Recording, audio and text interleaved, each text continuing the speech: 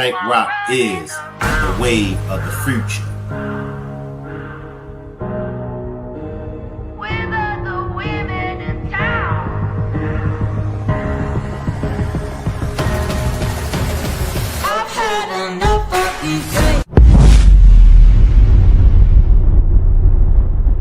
Let's talk about some of these beefs you've been into. Yeah, that's what I love. That's what I love. Let's get to it. Yeah. Now, look, I'm going to save her for last, or should I start off with Gorilla first? Her? You said her. That's a her to you? man, that bitch look like a security guard at a music club. I want to welcome everybody to this demonstration. Shannon's impact statement that we never got to hear. Salute to the chat. Salute to the replay gang. Salute to all of my moderators. We're going to definitely chop this one up. Now, drop a 1 if y'all think that this was staged. Drop a 1 if y'all think if it was staged. Drop a 2 if you think Shannon ain't want to give the impact statement in the first place. Or drop a 3 if you just feel like, hey, Shank, it was just one of them things. For me, I'm going to drop a 3, and I'll tell y'all why. And I spoke on this on a previous demonstration. Shannon responded to Kenya, right? And this is an old picture of Shannon, Miss Annette, and Marquita. Now, when Miss Annette took the shots at certain individuals that she did, that's when Kenya stepped in. Like I said, Miss Annette was taking a shot at Roxy about people starting GoFundMe accounts. Okay? If y'all don't know by now, you gotta understand Kenya's mentality. Kenya is not gonna sit around and let nobody come for Roxy. The good, the bad, or the ugly. So Kenya responded to Miss Annette. Shannon responded to Kenya. I mean, when you look at it, the whole world is against Miss Annette as well as Shannon. So at this point in time, they all they got. So in my opinion, I doubt if Shannon was going to allow anybody to come for her mom. Takesha says 3. I think she would have got up there. Trust, she wanted him to see her. Okay, let's chop it up about that. Many people feel like Shannon, did the impact statement, and Shannon wanted to get up there because Shannon wanted to, look good for, I ain't going to say that word because I'm a man and I ain't going to use that word. I'll let the ladies use that word. But I'm going to just say, she wanted to get up there to let her man see her, dolled up. I'm going to say that. Yo-Yo says Shannon didn't want to give that statement. And it could be. It could be that she ain't want to get a statement. I see you, Natty. Positive vibes, Mel. Shannon was going to find a way to act out in court. Okay. Shannon was going to find a way to act out in court. Okay. Positive vibes. Should I punish the chat? Should I punish the chat because of you positive vibes? Now, I do have some special guests. And y'all know I love an open panel discussion. So I will drop the link. If anybody want to join me on a panel, feel free to join me on the panel. Now, my special guest, I won't announce who the special guest is because the special guest says that, 10 o'clock, Shank, it's kind of like past my bedtime. I'm going to do my best to stay up. So I'm waiting on a special guest. Like I said, I won't announce who that special guest is. I'm Tootie says, Shannon. I see Tootie. April says, no. Shannon could have still gave her statement for the advocacy person to read. That's where I'm at, Big Mama. If she felt as though whatever statement she had. Now, first, let me ask y'all this. Was Shannon's impact statement, was it written down? I can't remember. Do y'all know whether or not Shannon wrote her impact statement down? Or was Shannon going to do the same as Jarvis's sister and just come straight from the heart? Now, what I do want to ask y'all about, and I'm going to play the clip. Let me play the clip first, because I don't want to say something that they didn't say in this. Just give me a second, y'all. Yo-Yo says Shannon didn't want to make the statement in front of Jarvis. She loyal to him still. How many of y'all believe that? I see you blessed to be blessed. I see. Big Mama says anyone could have read Shannon's statement, and that's true. Let me play this real quick, y'all. I see you, T-Baby. Someone said she wrote that ish sitting in the courtroom. Okay. So if she did write it down, I'm with you all. She could have gave the impact statement to Marquita. She could have gave it to another family member. So I'm with y'all on that. I heard Shannon was writing her statement in court and didn't finish. And where was Lady impact statement? That's a good question, Big Mama. I believe that Shank don't understand why, but I believe that strongly. All right. Homicide, murder in second degree of Messiah Harris. The court is going to sentence you consistent with the sentence agreement, 35 to 60 years in the Michigan Department of Corrections. You not to have any verbal, written, electronic, or physical contact with Annette Harris or any family members of Messiah Harris. So he's not. He can't have no written or verbal contact with Miss Annette or many other family members. Now, this is something that was pointed out to me, and you all wanted me to address it. Jarvis's hair. I mean, now this is one thing that y'all gotta realize, and those that been to prison, y'all know. Those that been to jail, y'all know. You know. When you locked up, you know you got access to all kind of things, believe it or not. Now, what was y'all expecting Jarvis to come in there looking like? I'm just curious. Before I speak on it, let me see what my chat talking about. How was y'all expecting for Jarvis to come in here? I see you, Pooh Lady. She didn't want to say anything bad about her man. Karen says Shank Tootie went to Detroit and they found that little 14-year-old boy was just found. Yeah, I heard that. I heard that the kid, and I don't know too much about the case, but I did hear that the teenager was found. And as soon as I can get some more information, I will speak on that case. But yes. Crazy, he been with them all this time. Kind of them wrote those statements, except the daughter and sister. It was part of the deal that was made behind the scenes to not go to trial. Kim Worthless wrote all statements. How many of y'all believe that Kim wrote all the statements? Now, I'm going to be going over, you know, kids, they impact statement, and I'm trying my best to stay as far away from it as I can, because, you know, those were tearful statements, and it had everybody in the courtroom and everybody that was watching it. It had everybody in tears. That man books loaded, somebody paying fines and all. You know that. And I always said a man in prison got it better than a righteous man. A man in prison got it better than a good man that's doing the right thing. I don't know what it is about y'all funky ass hoes.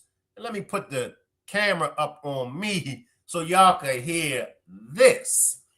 I don't know what it is about y'all funky ass hoes that love taking care of these men in prison. Now, I ain't player hating because you never know. My funky ass one day might end up in prison. And I might need some of y'all funky ass hoes to take care of me. So I ain't going to hate the player. I ain't going to hate the game. But somebody that's watching this, somebody explain to me why the men in prison get taken care of by the funky ass hoes. I see you, Shawn B. Somebody talk to Shank Rock. Jen says, like he looked, he wasn't coming in looking busted and disgusted. Hey, we see that. He came in there straight GQ out. Now, what I do want to make a note of, in my opinion, I think that Jarvis always has had his head down. I think that he's always had his head down is because of guilt. He can't look at nobody, y'all. He can't. He know he messed up, and he can't look at nobody. He's very ashamed of himself. I don't think that he feels sorry, but that's just my opinion. Who am I? Only God, only God. And in this situation, only God can judge you, because I don't know. We don't know if he got right with the Lord. We don't know if he repented. We don't know if he asked God for his forgiveness. We don't know if he accepted Jesus Christ as his personal savior. We don't know if he gave his life to Allah or Jehovah, whatever religion he chooses to practice. We don't know. So, but I will say that I do strongly believe he always had his head down because he was ashamed. I was hoping he came without that damn mask on. I heard that the mask is protocol in the jail. I don't know. I've heard that the mask is just protocol in the jail. But then somebody said, but Shank, even if it is a protocol in the jail, he's in court. So why he has the mask on, I don't know. They should have shaved Jarvis's head bald. He don't need to be looking fresh. Ain't that something, though? Ain't that something? Ain't that something? Everyone keeps saying she didn't want to say nothing bad about him when she didn't have to address him at all. And that's true. We watched Annette do it. That's true. LBS, her statement might have been just like her mom's. That's true now. Jarvis looks a little too fresh and healthy to me. Somebody is giving her money. Ain't that something? But see, this is the system. This is the system, y'all. That a monster such as Jarvis can look so fresh and so clean, got his weight up, and here you and I out here struggling. Gas prices then went up, groceries then went up, and we out here working 2 and 3 jobs just to make ends meet. But that's the system that we're under. Mother of 4 says exactly. I'm going to drop the link if anybody want to come up. Come on up. It was still all about them, not Naziah. I think Tijuana sending money, she made it very clear he's still her brother regardless, and she still loves him. How do y'all feel? Do y'all think that his sister is keeping money on his books? Or I'm coming to your comment, Shawn B. Give me a minute. Or was his stable of women sending him over? Now, y'all know with Bro-Rilla then ran a bag up. Bro-Rilla out there getting it. Maybe Bro-Rilla put money on his books. I don't know. But who knows whether or not his stable of women is kicking them doors down for him. Who knows? All right, I'm coming, y'all. Excuse me, y'all. Damn, where to come? I'm far behind in these comments, y'all. I apologize. Right. Nettie says, I can't explain it because I would never. Big Mama says, and crazy thing about many women still will give Jarvis they funky drawers, knowing he's a PLOS with all his dandruff. Shawn B says, Shank, how do people know all these details about what happened behind closed doors? I need that exclusive. Well, Shawn B, I don't know. Now, I would love, and I'm going to say it, and I'm going to be proud. I would love to get an interview with Jarvis.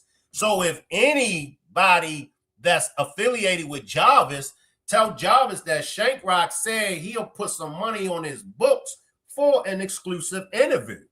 So I see you, Tabany. I see you. Give me a second, y'all. What actually happened to Naziah? The public still doesn't know. I hope the truth comes out. He needs to join whatever God he believes in. And that's the $1 million question and where we're at now. Where is Naziah Harris? Now, and this is why I like the open panels. This is why I love everybody that plays a role into this case, because everybody is able to weigh in on this case. Now, let's chop it up about Miss Annette and the family knows about the location. I see you, Mia's Creation. I see you, Paris. I see y'all, Queen. I see everybody. Kern. Could Miss Annette had already knew about the location? Why do y'all think they're keeping it from the public? Do y'all think they're keeping it from the public because they don't want the content creators to get a hold of it? Appreciate the super sticker, Paris. I'm going to bring up Shawn B. I got Stacy. Talk to me, Shawn B. Hello, Shank. How you doing? I'm doing great. Drop some jewels on us, Shawn B. Stacy. Shawn. Give me a question. Tell me your question again. Okay, let's start with what the topic is about. Shannon's impact statement that we never got to hear. Give me some thoughts on it. Well, from what I heard from some of the witnesses in the courtroom, she was apparently writing it while her mother was reading hers. So she hadn't even prepared it prior to coming to the courthouse, which is, on one hand, is pretty predictable. No, she's slow like that. On the other hand, she probably had no intentions on getting up there in the first place. She knows that more than 90% of the people in that room despise her. They blame her as much as they blame Jarvis. And the other two that got up there to give those pathetic, self-serving statements. Yeah, that's how I feel about that. Now, you've been around. So you know the case front to back. Do you think it was distractions on Shannon's part, as far as, and anybody else, if you choose to weigh in on? Let me just say Shannon and Frank. Do you think, they did that on purpose, Shannon or Frank? I think Frank's was on purpose. I think Frank was sending a message to Jarvis because he got there so late. He was so far back in the courtroom. I believe he was inadvertently sending a message to Jarvis to let him know he was there. You know what I mean? He's kept his mouth closed, like Miss Parker said, all this time. You haven't showed up to court one time. Why do you show up today? You know what I mean? And why do you want to run at him so sloppily? You know what I mean? There was a way, like we're all adults here. He could have asked someone to switch seats with him. He could have at least tried, quietly, but to run up there like that, that was so, it's like trying to rob a bank running in with the fofo and the police right there at the door. You know you're not getting up there. You know what I mean? So, but Shannon, no. I think Shannon was doing what, like you said, what any daughter would do. My daughter would have did the same thing. No matter if we're right, no matter if we're wrong. What you're not gonna do is speak fly about me, and my daughter's sitting right there and she can hear you. Yeah, no, she's shutting that down. She's shutting that down. She don't care what needs to happen, but she gonna make you stop disrespecting me, especially in front of her.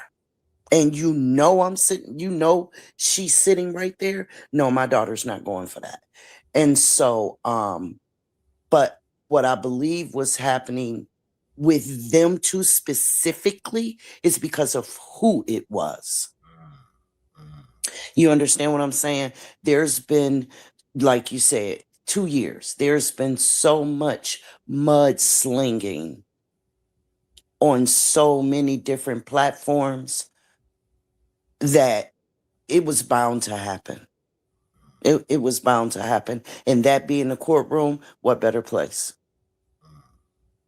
Shannon had a chance to exert some of that hostility that I'm sure she felt for everybody in that room because she knew they felt it for her. She knows she's pathetic, but she don't care. She does not care. None of them did, except for his sister and those babies. But them Harris the three musketeers, they don't care. They don't care. Everything that they did yesterday had nothing to do with Naziah, their own children, or any of the other survivors. Because I'm not calling them victims anymore. They survived him.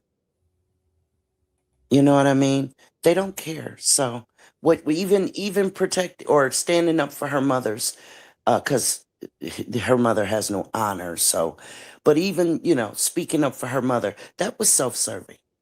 She didn't care that she was disrespecting the courtroom. She didn't care that it would disrespect the proceedings that is getting what little bit of justice that those babies deserve. She didn't care. She didn't even care to ask someone, beg, can she go back in there because her daughter was going to be there. If that doesn't speak volumes for everybody, nothing will. That's real, Shawn B. I got one more question for you, and then I'm going to go to you, Stacy. Appreciate this super sticker, Peaches. Okay.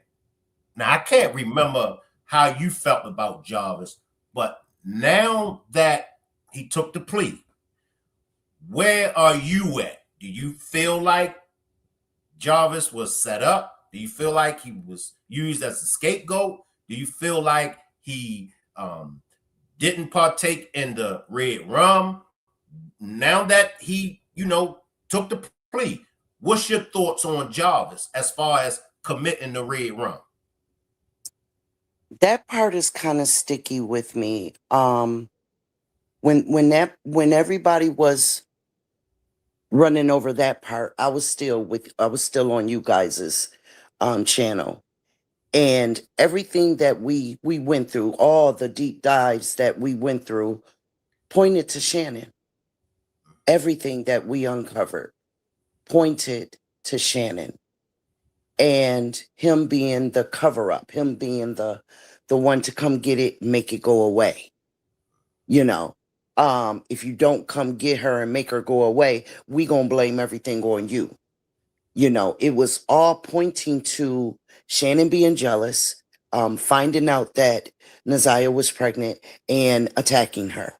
And it just went too far.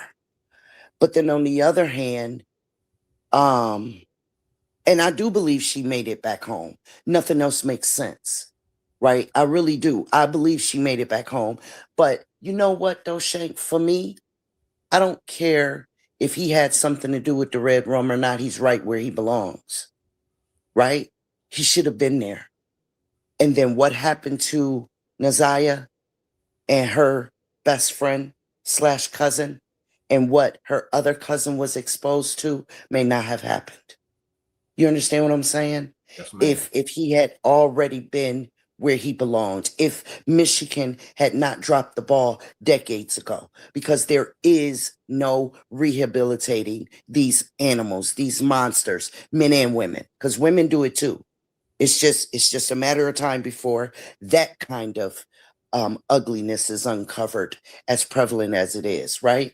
Yes, ma'am. So it really is no never mind to me whether or not he actually caused her to lose her last breath, right?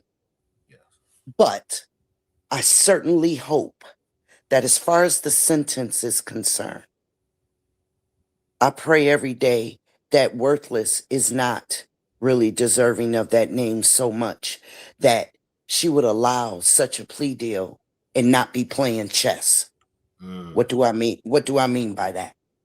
What I mean is she playing chess to the point where she got a plea deal for Jarvis? Therefore, she wouldn't have to give immunity to the Three Musketeers. Right. So that she can then turn around and snag them too. That's chess. He's not, in my opinion, gonna survive 35 years. He's not. Right? And so I can only hope that Michigan is playing chess. But with their track record, is it likely? Probably not. Probably not. But he's going to get what he deserves. And so will they. God don't like ugly. No, I'm right there with you, Shawn. I'm right there. Let me let Stacy slide in. Stacy, what are your thoughts on Shannon's impact statement that we never got to hear?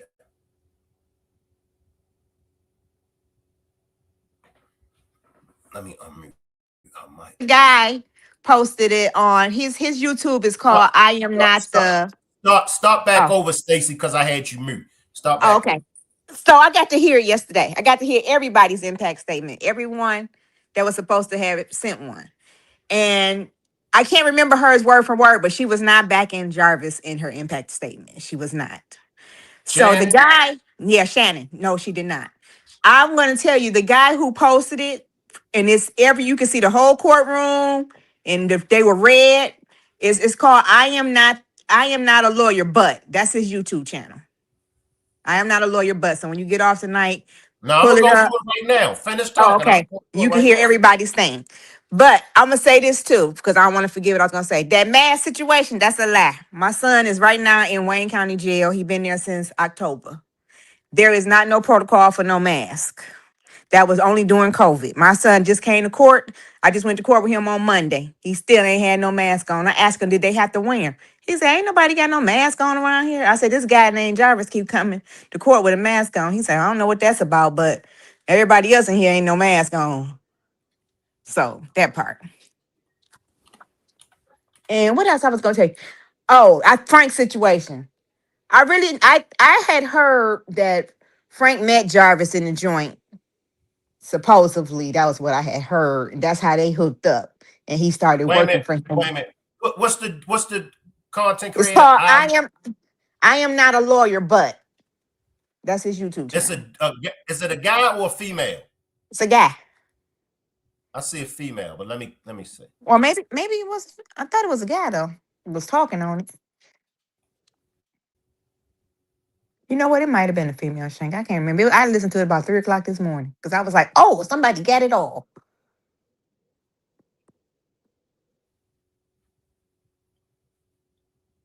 You finished talking. Okay, so Frank, I think from what I was told that they met in jails where they met each other at. And so he supposedly, I guess when Jarvis got out or something, hooked him up with a job or whatever. But however, I don't think Frank knew, I think he knew that Jarvis was a pedophile, but I don't think he knew what all was going on up at his shop because most people who run a business, and he had more than one at the time. They ain't sitting at their shop watching everything that's going on. That's why they got people working for them. They just coming back and forth collecting their money in and out. That's what them Caribbean guys be doing. So I don't think he was just sitting up at his shop watching everything that's going on. I think he back and forthing. Now, I think him trying to jump on Jarvis yesterday. I'm gonna tell you why I think that happened. Frank shops are not When I open. started my record I label, live here the in Michigan. business side of things, Neither one of his shops is taxes, open. finance. So you don't cost me money, man. I ain't getting no money now because of what you done did. Don't cost me my livelihood. And you know them that other race ain't always wrapped too tight. As we can see what happened the day of the court. You see one of them ran right into the synagogue. So they ain't wrapped too tight around here in Michigan, the other race. So I think he did that by being angry because he has lost a lot, and then his reputation. You know, that's a lot. You know, somebody put some stuff on you that ain't true. You don't cost me my business. He probably had a beautiful home. I live out here in Sterling Heights with them, with 90% of all of them.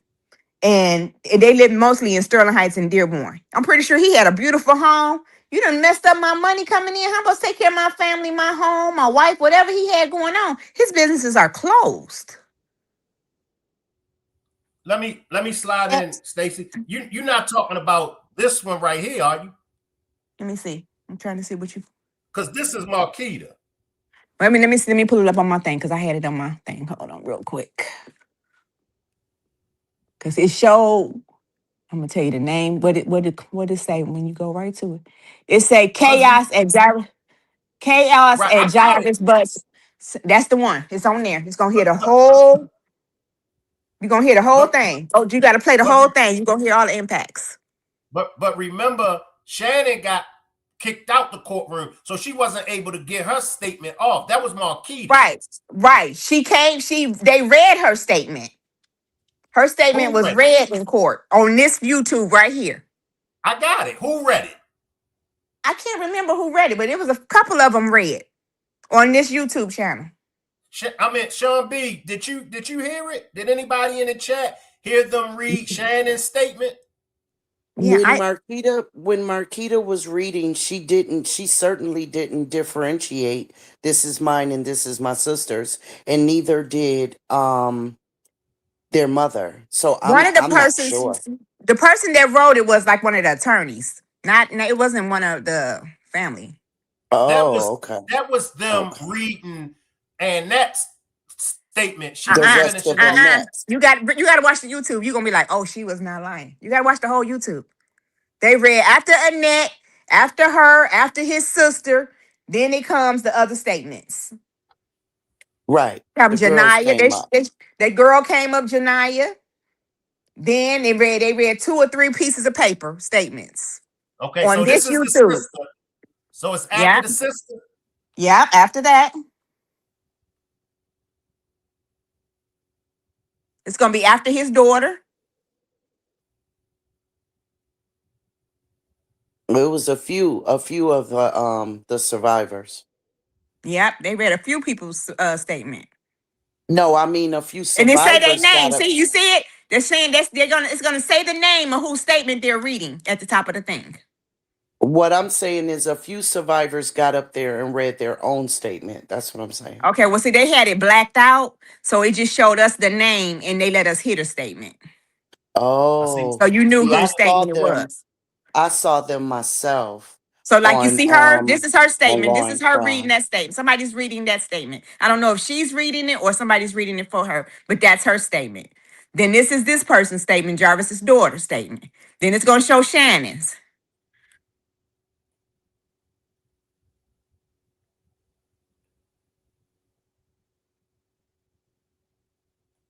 I ain't see Shannon. Keep going. He's sentencing him right here. Is I it must be after this. No, it wasn't after no sentencing. It was before all of that. Yeah, it said Jarvis' daughter, and then it said sentencing.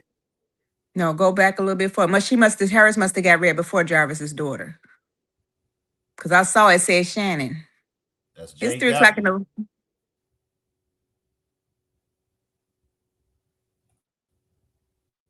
Let me just run it and see, y'all. old age.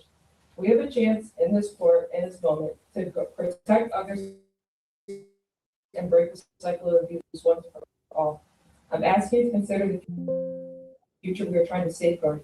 Even if the court accepts the sentencing recommendation and plea agreement, which I sincerely hope it does not, I'll be present at every parole hearing, no matter where life takes me.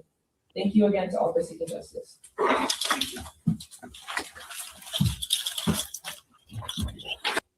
You were once so. Then it jumped to that. Let me see after Marquita, because somebody said he read the rest of Marquita's. I only heard them read the rest of Miss Annette's. All right, that's Marquita. That's If all you're I'm struggling saying. with depression and not feeling the comfort and peace that you need, I invite you to meet with missionaries like me from the Church of Jesus Christ. I'll never be able to get to hold her again. I'll never be able to get to listen to her, see her smile. I'll never get to see her tell me stories of what her day went on about school. I'll never get to have that chance. I might have been on the wrong one. I thought it was on this one though. Let me just. It hurts.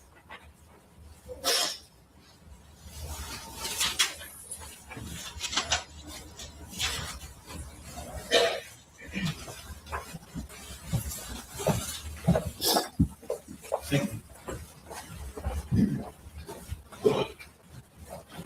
Okay, Mr. Makepeace, Mr. Lee, who will be going next? Judge, I believe next would be Miss Tijuana Butts. And which file number? Right. So then after that, it was Tijuana. And this is the only time I heard them finishing off somebody's statement. I could have swore I was on this particular channel. I sent it to my sister. I thought I'm trying to see if I can figure out which one I sent her. I'm sorry. Take your time now. Child. Shank, don't you make us watch that. Oh, I'll go to Don't bed you do tonight. it. If it's not on this one, I'm gonna send it to you because I saw it Shank, last night. Shank, don't you make us watch that. I'm gonna come through this phone on you. Shank, don't you make us watch that. Look, Bree hit the panel just in time. I ain't gonna make y'all watch it. I'm gonna welcome my special guest, Bree. What's good, Bree? What up, Shank? Hey, everybody. Peace, love, and Hey, light. Bree. Hey, Hi, y'all. Bree. How are you? I'm good. How y'all doing? Now, I don't know if Shawn B or Stacy, if they have any questions for you. If y'all do, y'all are welcome. Bree, talk to me. He took the plea agreement, 35 to 60.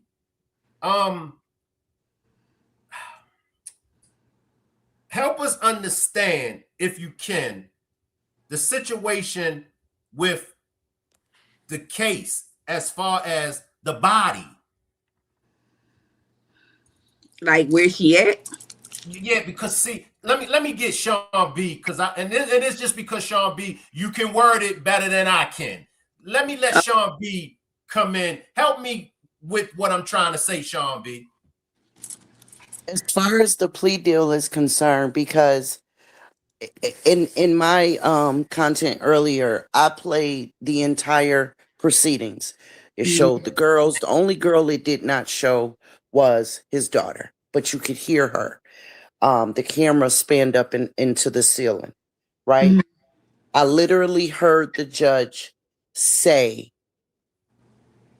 per the sentencing agreement, Jarvis Butts will give a true statement as to the location of Nazia's body.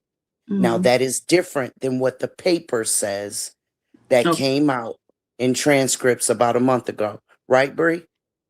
Okay, yes. And the transcript said something totally different where she was at. Right. It on the paper it says he would give a true statement. But yesterday the judge literally, and I could play it for y'all, the judge literally said you will give a true statement as far as the location of Nazia's body. Mm-hmm. He said it out of his mouth on record. And everybody, you know, earlier today in other people's chats and stuff, they were like, no, that's not what the paper said. And I'm like, damn that paper. I'm talking about what was put on record yesterday. Did you not hear that, Bree? Yeah, I kind of tuned in, but I voice said I'm gonna wait till the live to tune in with you because you know I've been doing a lot of reads, but I did hear that. So my thing is that papers, like you said, Shawn, papers don't matter because people say stuff on papers from the beginning all the way up to the last day of trial or whatever the case may be, and have a whole different total statement, which goes against everything that the trial been based upon. So you got to think about somebody that has a verdict already that really don't care how it goes if you find out or if you don't find out. Exactly. So it wouldn't matter to him whether everybody has anxiety right now about where is Naziah. That's just not just I don't even want to talk about the bloodline, but like that's just what it is right now. The only way to know where Naziah is at, and I said this to Shank and Miss Parker and whoever else, is the community. That's the only way you're gonna find Naziah. I don't really like to get on here unless it's something that I know I can help with because it gets redundant when you keep doing the same thing over and over and over again. And you know you're not going to get no help from the authorities, how you're supposed to get help from the authorities. The authorities is not going to do their job by Naziah, then they don't do any of the other 1,000 billion bodies that's out there that's children. You know, Naziah just happened to be one of the cases that hit the headlines. That's all that was. So again, we're talking about people that do their 9 to 5s and go homes to their families. As much as we want them to do their work by our people, no, they're not going to do that. So it takes us as a community to do it as y'all are doing it on Shank panel and anybody else's panels and whoever else just, you know, do things on TikTok or whatever case may be. But big platforms like this is a must because that's how people get heard and, you know, things get put out there more. Because believe me, I watched earlier a little bit of snippets of saying on a stand that we're being cyberbullying thing. Nobody's cyberbullying you. Nobody's doing any of that. You know, I don't think they're not paying attention to this panel as we speak right now. You understand what I'm saying? Absolutely. So, absolutely. With that being said, in a way, what we did do is gave them hints and clues what to do afterwards. You understand? Let me slide in brief. And I don't mean to sound sensitive, everybody. Her remains. Mm-hmm.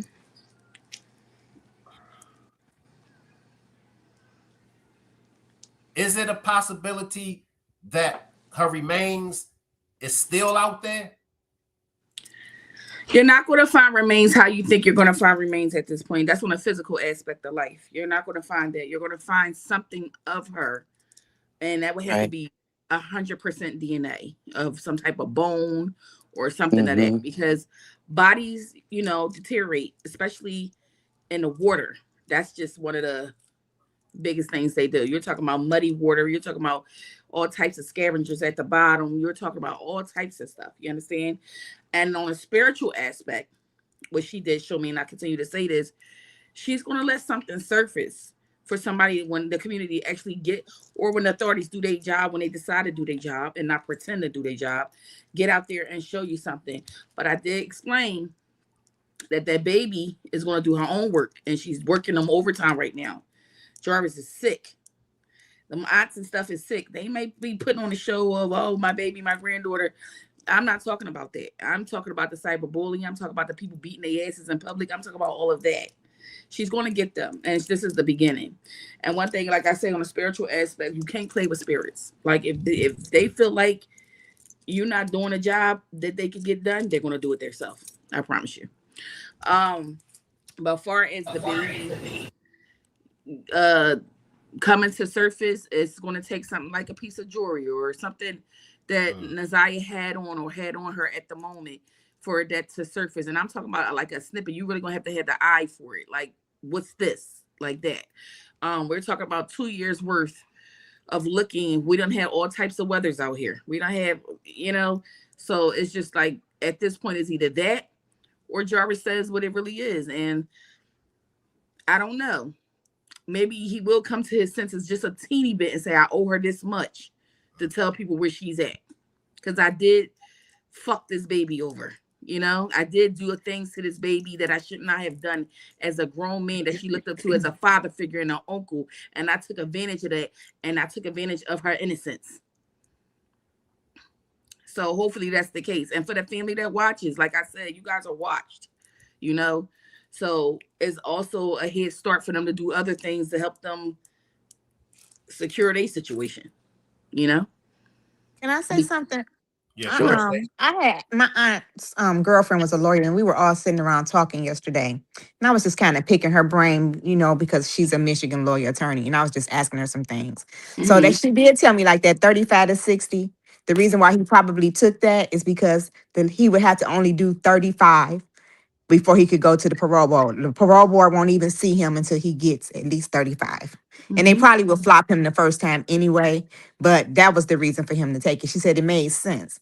Number two, she was telling me that just because now that Naziah has been declared dead, because at this situation, he said he killed her, that if her grandmother had a policy, now we don't know if she did or not, she is entitled to that policy at this point. Can you imagine how that could be, that if she had a policy on that girl and they allowed all this to happen to her and they get some money? That's really messed up. And then she said on top of that, Barry being her next of kin, the brother, is entitled to able to sue CPS as well as DPS for dropping the ball because they legally said it, that they made some mistakes, like letting it sit on the desk for 30 days when the man retired. He has a valid lawsuit now where he would never probably have to ever work again. But you don't know who in his head and who, you know, who guiding him or can help him get to that point, you know, to start the process, because his life could be already changed. All he needs is Jeffrey Feiger. Jeffrey Feiger is right here in Michigan. All he needs to redo is reach out and his life be changed tomorrow, you know. But it's a lot of things that come into play with this being handled the way it had got handled. Like she was just telling us that, you know, if she did have a insurance, her or anybody, if anybody had it, they are entitled to their money now at this point because they have not been charged and she has been declared dead and he has admitted to doing it. And now, do I really believe he did it? I really believe in my heart that he did, because I don't know nobody who gonna take 35 years. You already 42. Who's taking 35 years for somebody? Because even if they promised you some money, you ain't gonna never get it. So who would just give up and take 35? I would have bet it, like you said before, Shank. I'm gonna go to court and they're gonna let them roll the ball. That's what I would have did. Who gonna take 35 and you possibly never gonna get out for somebody that if you didn't do it? Or even if you had help, somebody going down with me. It's just that simple. I ain't going to do 35 by myself. So I don't Appreciate, know. wait a minute, y'all. Appreciate this super sticker, mother of four. Appreciate that. Come on, Shawn B. No, that I was just gonna say that's where I Or whoever came that up was trying to with come on in. that's where I was coming from when I said I hope that Michigan was playing chess, because Michigan don't have that money to pay. You see what I'm saying? And I believe before they pay that money to her, they'll lock her up first. And I believe just what you say too. They'll make her complicit in this, which will make her ineligible for the money. You see what I'm saying? And they'll lock her up first. Even if it's just because if she's convicted for anything having to do with the demise of Naziah, that makes her ineligible. Her and her offsprings. It makes them ineligible for any type of insurance money. It will not get paid out. So that's where I was going with the whole, I think they're playing chess thing. Because Michigan don't have that money to pay out. To Vari or otherwise. They can't. I mean, Vari is eligible. That's a fact, Stacy. That is a fact. And that's a different type of entity right there. But and her mother and her real mother is entitled. She told me that too. Well, believe it or not, she's entitled as well. Okay, the mother she signed her life over. She gave custody and everything. Like she relinquished her rights to her children. So But from the way she was from telling the it to me, research, so from the research that I did, lady is not entitled to anything. okay. From the research I did. Now, maybe your auntie knows more. I am in New York and you're in Michigan. So maybe the state laws are different. But from the research I did, because she relinquished all rights, that means anything referring to that child, the person who relinquished them is not entitled to anything. So if let me correct it, it's not my aunt, it's her aunt, my aunt's girlfriend who's the attorney. Oh, Number one. okay. Number two is that she said that because she relinquished all her rights to a family member Uh-huh. and negligence happened on her, Uh-huh. that she would possibly be entitled to something. Okay. I hope she don't get it because she ain't gonna do nothing but smoke it up. But I'm just saying. Exactly. Exactly. I'm just saying. She's But not like you entitled. said, Barry And would have no problems at all, period. He wasn't on the right. scene. The scene didn't happen to him. He is next of kin. Yeah. But then, I would really, really be afraid for Vari because then the scavengers would come out. Everybody who's turned their back on him for one reason or another would show back up on the scene, all of a sudden loving him so much. Yep. Let me just slide in for a second, I'm y'all. gonna drop down. I'm dropping down. You dropping out? Okay. Yeah. Appreciate this membership, Miss Parker. Now, y'all know that I do have a sense of humor and I like laughter to try to, keep things balanced out. But Miss Parker. Now, I'm going to show y'all. Since when I be trying to come for Miss Parker, y'all be like, nah, Shank, leave Miss Parker alone. Leave Miss Parker alone. Now, let me show y'all what the hell Miss Parker's funky ass just done. Hold tight. And this is what Miss Parker's funky ass has just sent me.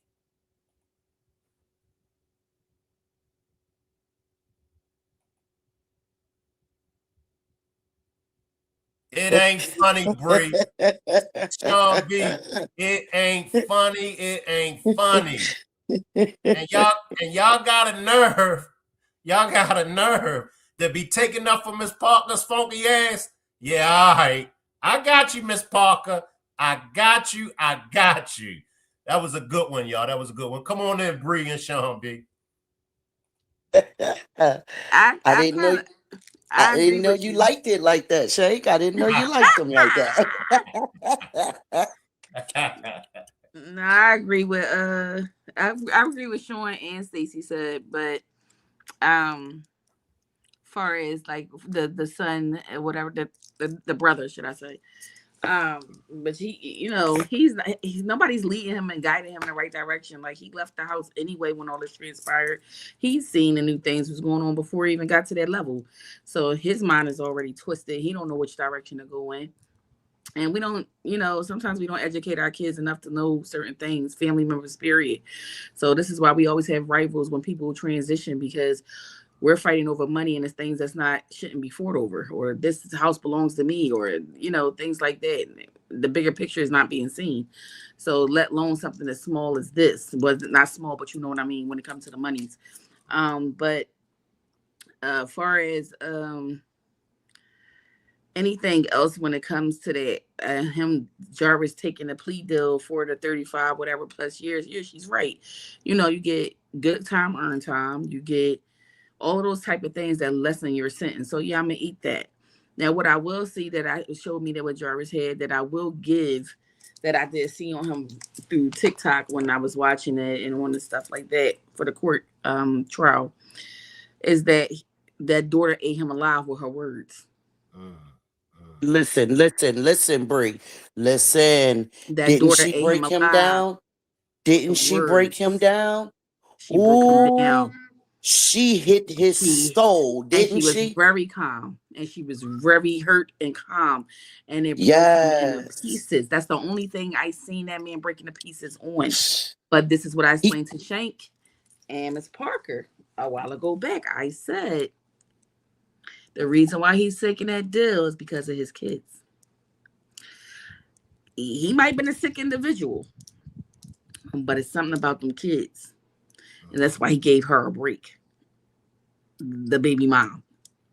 You know. He So. couldn't take his eyes off that girl. He could not take his eyes off of her. He And did not until she started crying. Once she started crying, he closed his eyes. yeah. And Lord have mercy. Lord.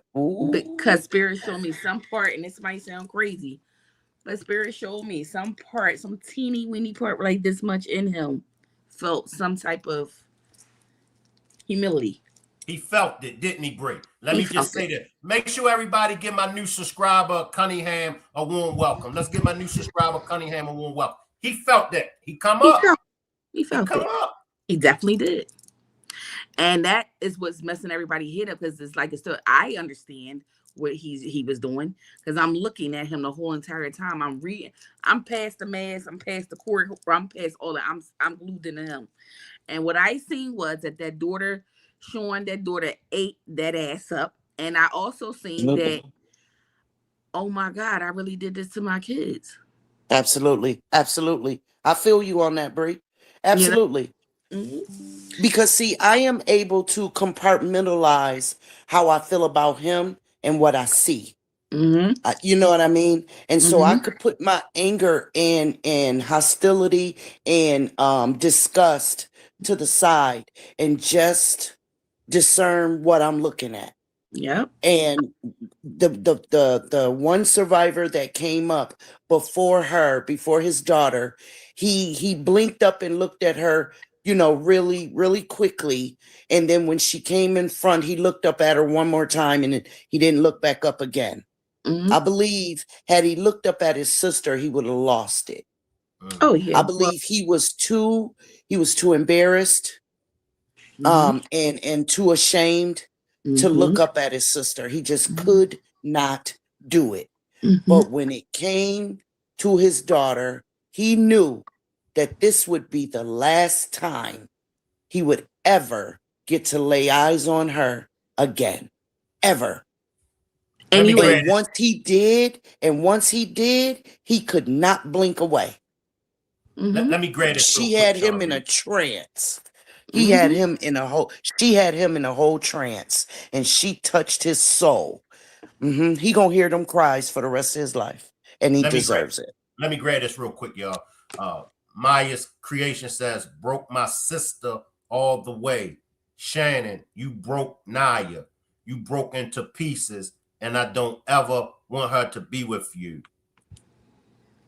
Mm, mm. Mm. Is that a family member? Yeah, Shawn B and Bree, can y'all talk to Maya's creation? Because y'all know I got a soft spot for these babies, man. Can y'all talk to Maya's creation? Go ahead, Bree. I just talked a little bit. Your turn, bro. I'm trying to grasp the text. I'm looking at it.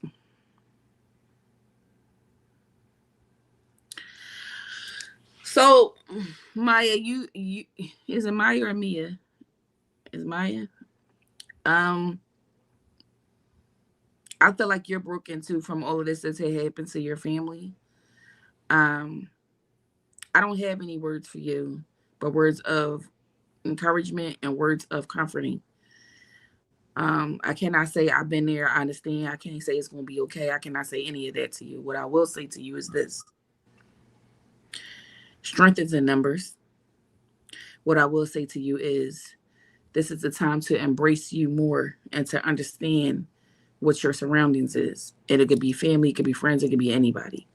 What I will say to you is resonate your family member, Naziah, and comfort your sister. Comfort her. Hold her. Because there are going to be nights, and I'm telling you this from experience. There are going to be nights that she's not going to know what to do, wake up in the middle of the sleep in sweats. She's going to wake up. She's going to have anxiety. She's going to have ADHD. She's going to have all types of problems, depression, and she will need somebody that she can trust. And at this point, you need to be the one she can trust. So I know you don't want to have to be the warrior, but this is your time to be the warrior. Because somebody that's attached to you that hurts you is hurting more than you. So I will say that to you. And if you feel like you don't know which way to go, you take the time and you find let spirit lead you. It'll lead you to the right way and to the right path. Just listen to it. But I am going to tell you this, that this panel right here is people in here that do care. It is people in here that is talking about this, not just to talk about it, but because they want justice for your family. I'm sorry. Everything has happened to you when it came to your family. This is not something that no one should have endured. No one. And we hurt just as much as you. And we're not even bloodline related, but we are bloodline related, if that makes sense to you. So it's all love over here. And I love you. I love Naziah. I love your sister. And I love anybody else that's a victim to this situation. Because it's not fair to y'all. So a family is not a family of bloodline. We can clearly see that. A family is a family of nation. And that's what we are right here. We're a unity. We're a tribe. So you got us. Okay. Can I get everybody to throw up some prayer hands for Mia's creation, and if y'all could give her some comforting words down there in the chat, you know, help her through these troubling times. Now, Bree, did you see all the impact statements? Did you get a chance to hear everybody's impact statements? No, I'm not even gonna lie, Shank. Like, it was making me angry seeing it so much on TikTok that I think what bothered me the most was the fake tears. That's once I seen that, I just started scrolling. The only thing that caught my eye, y'all, was when that daughter broke his ass down. As the words was words of sincerity. And she was very calm, but you could feel the pain and the hurt in her voice. But she did it with such grace to the point she made sure he felt every part and every syllable of those words that came out her mouth. That man lift his head up, lift it down, lift it up, and lift it down. That's what you call a control right there. That's what you call a spirit moving through that baby. Because nobody was there to protect her, save her either when she was going through what she was going through with her father. You're talking about somebody that's able to stand and advocate for her and the other children that has been SA'd by this man and now a lost loved one to a monster that didn't understand how much of a monster he was to hear his baby speak. That's deep.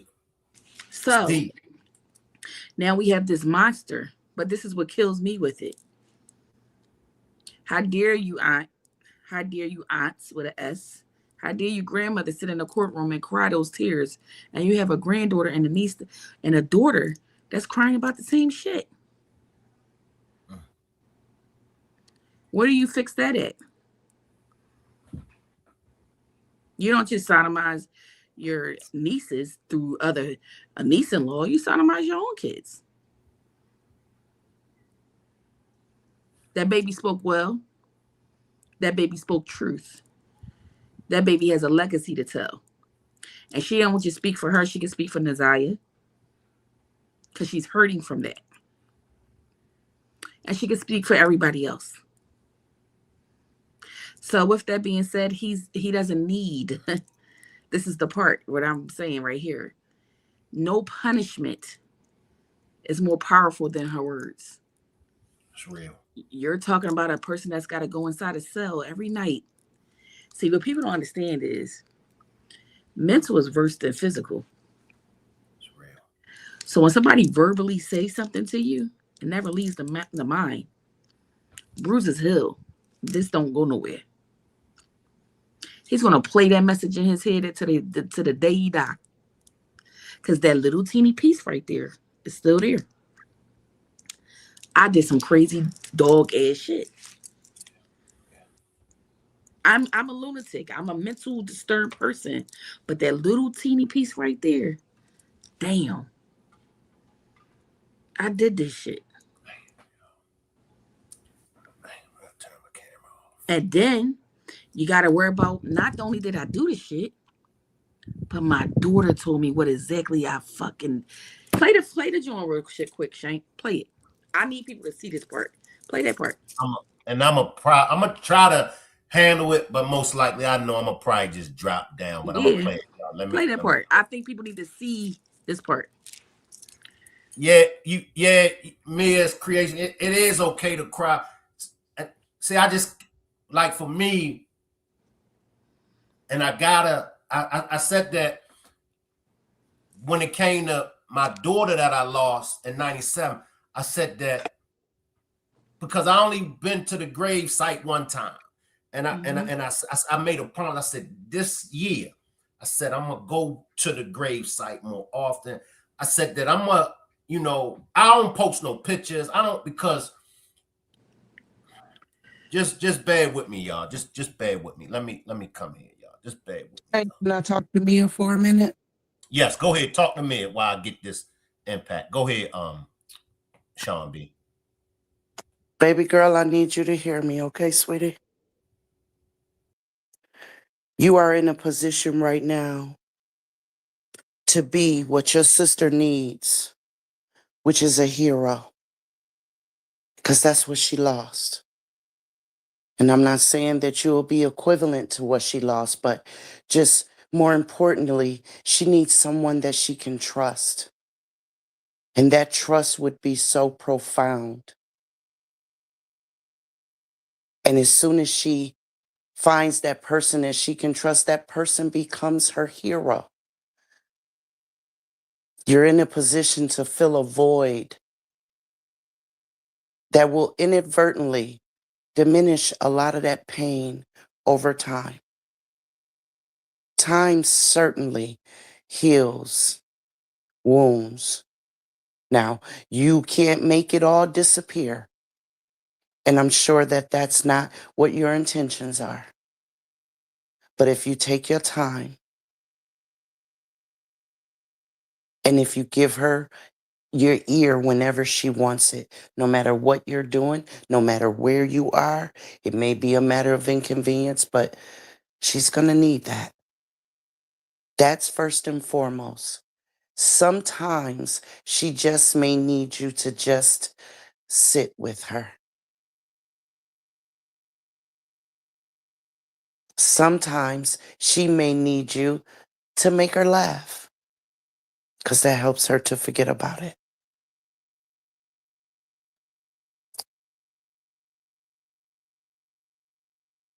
She's going to need you to be her rock when she don't want to be strong.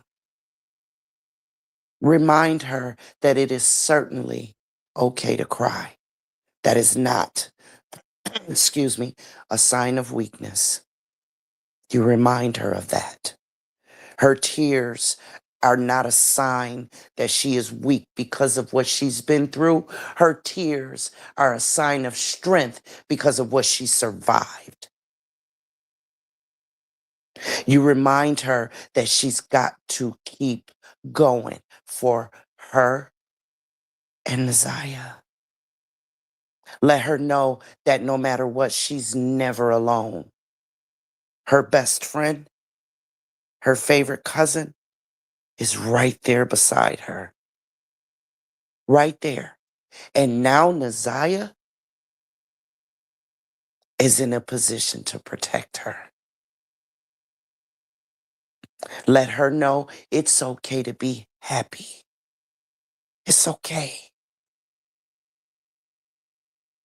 Even though Naziah is not physically with her, God made sure that Naziah would never leave her, that no one would ever take Naziah from her again. And you just be her rock, and you'll figure out the rest. Just the fact that you want to speaks volumes. Okay, love? It's easier than you think. Just look to God. He'll give you everything you need. And don't ever let her go. Don't ever let her go. Especially right now, because right now she is very vulnerable. And all she's looking for is a reason. All that pain has convinced her that nothing in life is fair. You can teach her different. And just take your time. And anytime you have a question, Look to the person that you trust and ask. That's all right too. We love you. We are still y'all's community. Reach out whenever you like. Someone will be here. Thank you, Shawn B. Let me go to Mia says, I'm never letting my little sister go. Please don't. Please don't.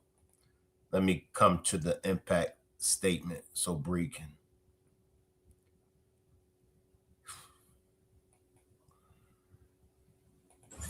Because his actions leaving lifelong scars. Let his consequences be so no other child faces what I have. Thank you for how this changed and impacted my life. Dear Honorable Judge, I want to begin by expressing my deepest gratitude to the prosecuting attorneys and Sergeant Shannon Jones. I would not be writing this letter today if it wasn't for the tragic loss of Isaiah Harris. I often went many years without thinking of Jarvis Butts. Without seeing his image repeatedly, I have been overwhelmed with emotional and mental stress. I'm writing this in a deep place of vulnerability. I'm unsure if I will be able to attend sentencing as the toll on my mental health is immense. People cannot see the turmoil inside of me. I've been hospitalized many days I cannot get out of bed. And the last thing I want to do is suffer a panic attack in a courtroom. I want to be unequivocal. I believe in rehabilitation and in breaking the cycles of abuse. I believe people can change when they take responsibility and truly commit to doing the work. However, Mr. Butts is already a convicted sex offender when he abused me in 2014. He understood exactly what he was doing. He understood the harm. He understood the potential consequences of already being a convicted sex offender and of being convicted again. Despite knowing the harm and having every opportunity to stop, he continued to abuse children. Mr. Butts has avoided accountability far too long. I urge you to see this as a chance to end the cycle of abuse. Mr. Butts must never have the chance to be free again, because if he is, there is a great chance he will continue to abuse children in his old age. We have a chance in this court, in this moment, to protect others and break the cycle of abuse once and for all. I'm asking you to consider the future we are trying to safeguard. Even if the court accepts the sentencing recommendation and plea agreement, which I sincerely hope it does not, I'll be present at every parole hearing, no matter where life takes me. Thank you again to all for seeking justice.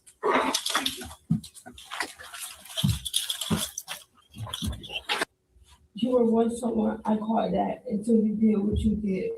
You took someone I really loved, someone I called sister, my favorite cousin, my best friend, my everything. You changed the way I dress, the way I think. You even changed my sexuality. You did very hurtful things to me. I didn't take the trouble you caused me. I no longer look at you as a father figure, no longer as a hero, but now I look at you as a monster. You caused me trauma.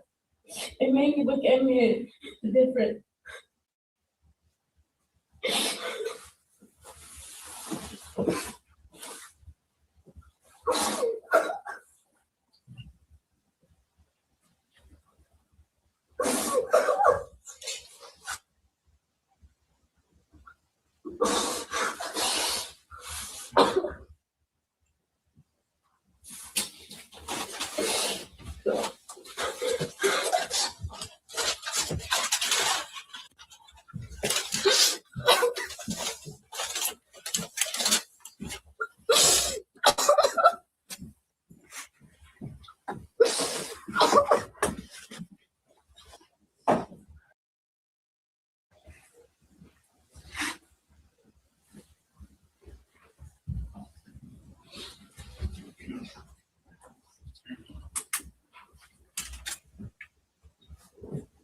Your Honor, she was completed. Thank you.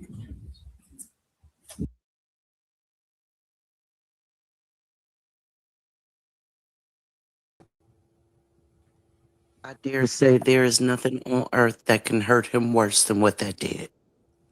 Not only just that, so I didn't spiritually connect to Jarvis through this whole process because I was mainly connected with Naziah, but what I just connected with him was this. I don't know if you guys paid attention to him wearing that mask. Every time he comes to court, he wears that mask. What do you think that mask is? It's Deflection. It's a shield. Yeah, deflection. Yeah. The shield, deflection, the shield of I'm trying to hide my inner self of who I am. This shield right here protects me from the world. In Jarvis' mind, Jarvis is still that young adolescent boy that was sexually assaulted by his, SA predator. And not to mention, he grew up not just being SA by her, but by other people as well. But that doesn't determine that you get to be a sick individual. However, he think that's not just protecting him from the physical world, but from the spiritual world. But nobody understands that. However, that right there, I want Shank to put that up there right there, just to see that I don't care if that man had 15 years in jail. He's not going to make it. He's not going to make it. He's not going to make it because of simple things like this. It don't have to be a physical form for you to die. It don't have to be a physical form for things to happen to you a certain way. Stress, heartbreaks, strokes, all that shit come into play when you do things of the sort. That baby that she said, I can no longer call you father, you are a monster to me, that shit broke him. That man will forever be tormented in his mind. And not just in his mind on a physical aspect, forever in jail too. Don't think he ain't. I wanted to piggyback off of Shawn is that she's right. Mimi, I don't know your name, baby, but she's right. Allow your sister, I apologize. Allow your sister to cry. Crying is a form of trauma releasing and womb healing. And there's never a time you should not cry. Shank, I'm not going to get on you right now, but I'm going to say this. It's time to pull that Band-Aid back, sir. It's time to pull that Band-Aid back. It is. It's time to do what you need to do. Stop trying to be that man, the protector, the one that blames himself of what happened with your trauma, and pull the Band-Aid back. Because that's not your fault. It's okay to mourn your daughter. It's okay to go to the grave. It's okay to break down and sit and talk to her. You don't have to say, I got this, I'm cool, I'm going to be okay. Because it's affecting your path. It's giving you the blockage. We ain't going to go too deep because you know what I'm talking about. It's all right. I promise you'll feel better when you pull that Band-Aid off. Can I jump in here right quick? 1 second. So, it's about that time. You've been doing it quite a long time, brother. It's definitely that time. You know, when we done had a conversation off of platforms. Go on and do what you gotta do.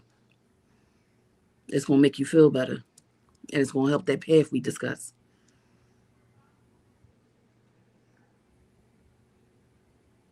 And maybe that part of that you used to be scared of with me is gonna come out even more.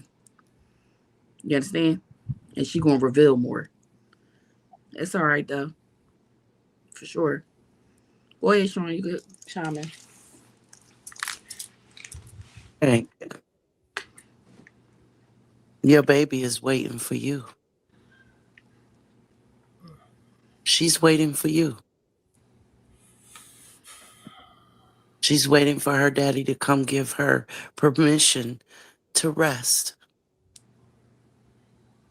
And when you give it to her, you're going to receive it.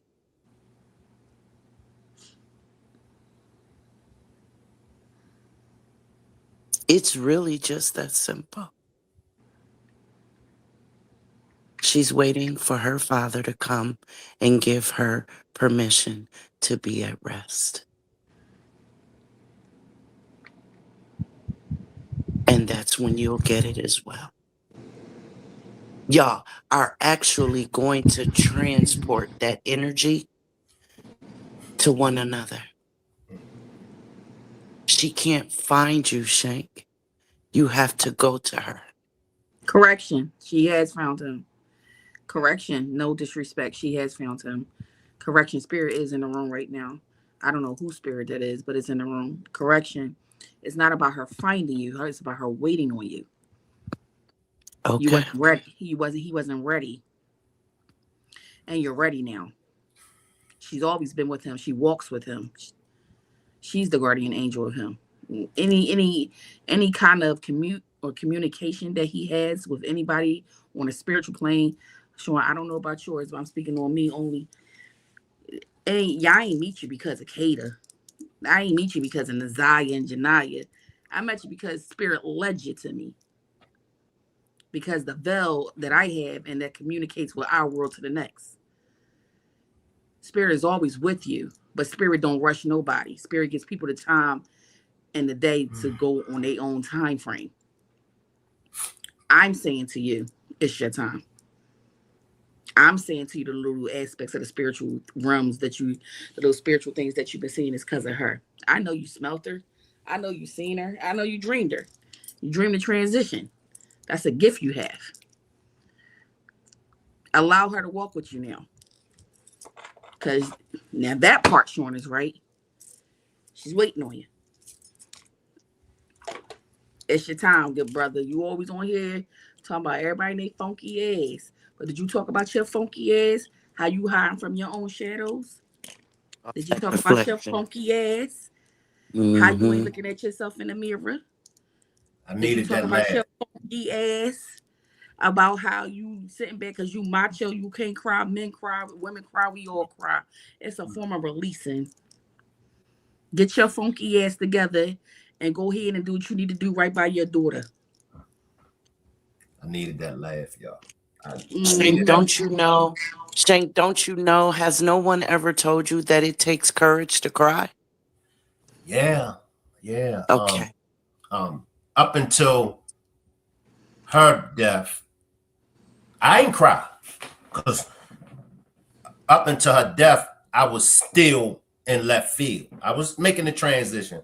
So when her death happened, the minister, Minister Carlos Muhammad of Mosque Number 6 in Baltimore, Maryland, he looked at me. He said, "You have just became a man," and I received it. He said, "Once you shed that tear, because we've been programmed not to cry."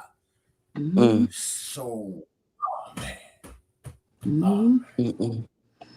I don't know why they programmed us like robots because you're make me laugh. Shawn B and Bree, come on, y'all. Make me laugh. I just made your funky ass laugh. I just no. It's okay. Your tribe is on here. The people that watch you 24/7.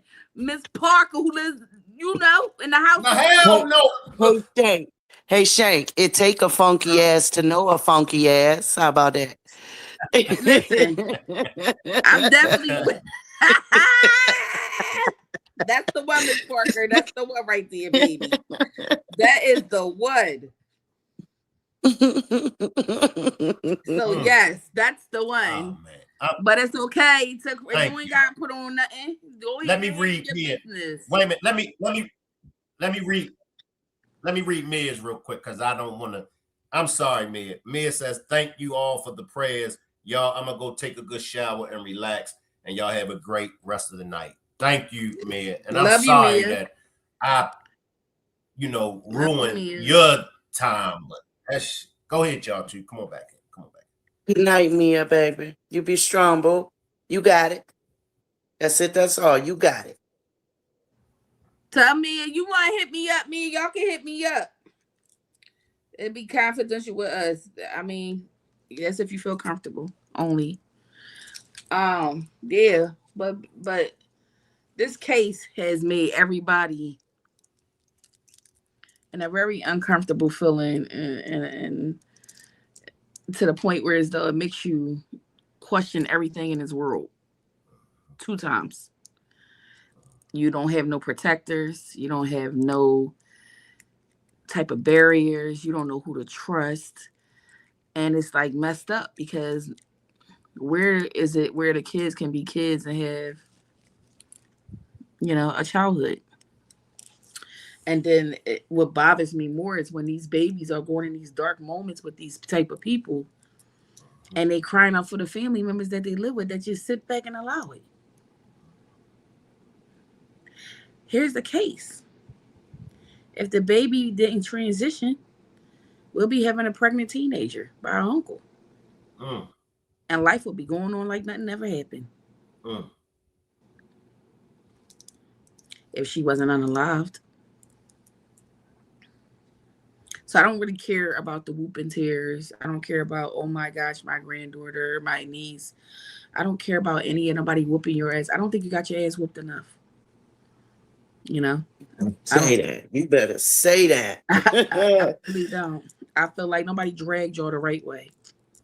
I don't think listen. I want to give them a Philly drag, like a real good old Philly drag. Like, oh, my God. We drag bitches. Like, My God. So my God.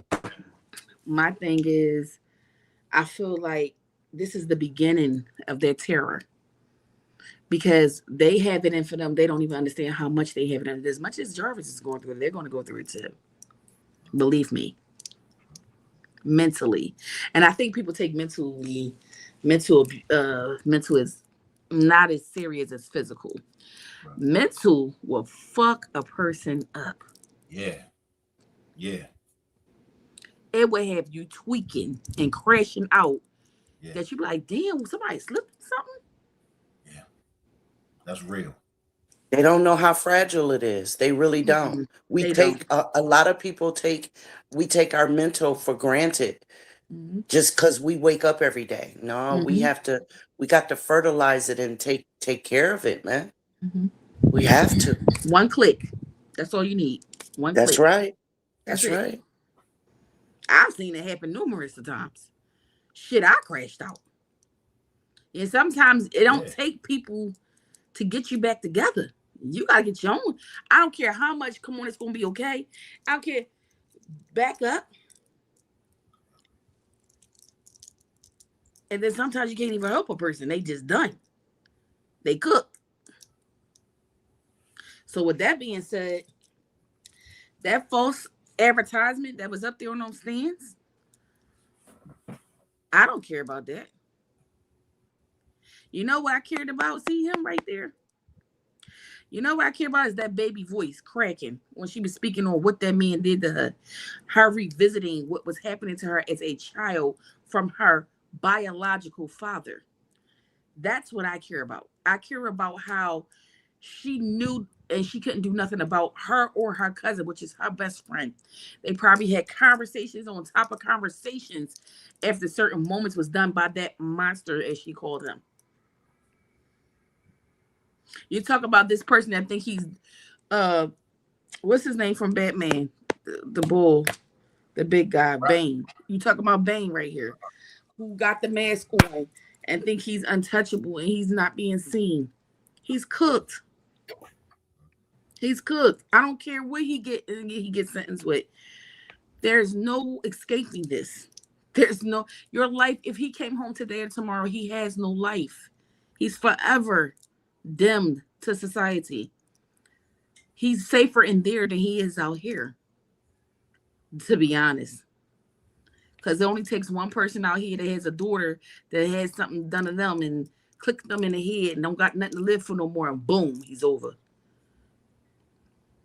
Or just a random person who loves kids and want to protect kids, boom, it's over. Or maybe Naziah is walking with him and he doesn't know spirits are real and he just happily accidentally fell off a cliff. Boom, it's over. Or maybe he'll hang himself inside the prison cell. Never know. Lord, good Lord. However, spirit is going to always get their paybacks because that's the only way they can feel free. They need to have some type of settlement within self, especially when they were done wrong or they were harmed wrong, things of that sort. They're going to come back and get revenge for sure. They are. They always do. It's just that we don't hear about it as much. But y'all definitely had spirit in the room because some strong winds coming through that door. And I felt them. Yeah, Shank. You too, brother. You too. This is a beautiful panel tonight. I'm sorry that it has to be so depressing. And, you know, the things that's going on with this baby that has been transitioned for 2 years, your baby being transitioned.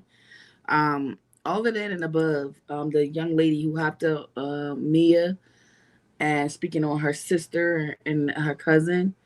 And that's a hard task for her as well, because who wants to sit and see somebody they love sit and go through the breakdowns of that, to feel that pain and know you can't do nothing about the pain that they feeling, but say it's okay. It's not okay. It hurts. She has to live with that for the rest of her life. What do you think she goes through in her head? Replaying it every time her dad came in her room and did something to her.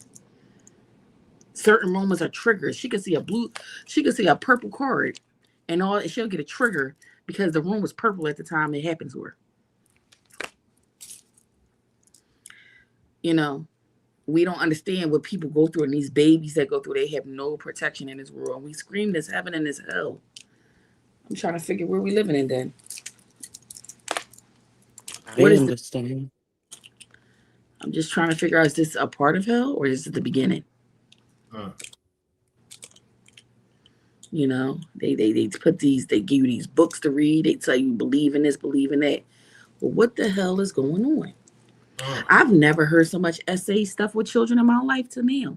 We have a president that has files, videos, and everything with adolescent babies walking around in white slips and skirts with his nasty, funky ass, tidy whitey drawers on and that nasty, funky wife beater looking like the reptilian he the fuck is. Preying on fucking innocent babies. And this motherfucker could be president and a dictator now.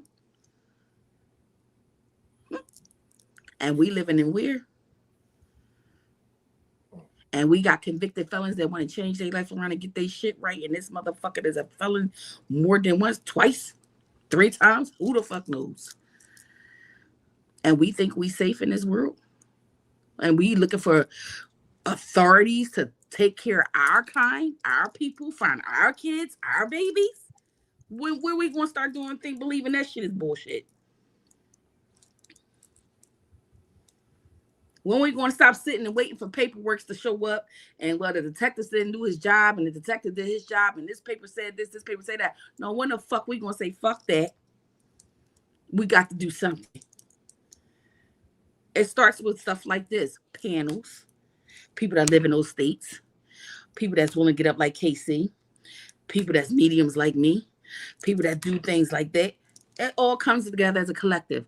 The tribes that we have that's apart. That's a collective, because everybody knows somebody, and then somebody can get help with somebody. But if we simply keep waiting on authorities, and like, again, quote unquote, we're in a war right now. Do we not understand that?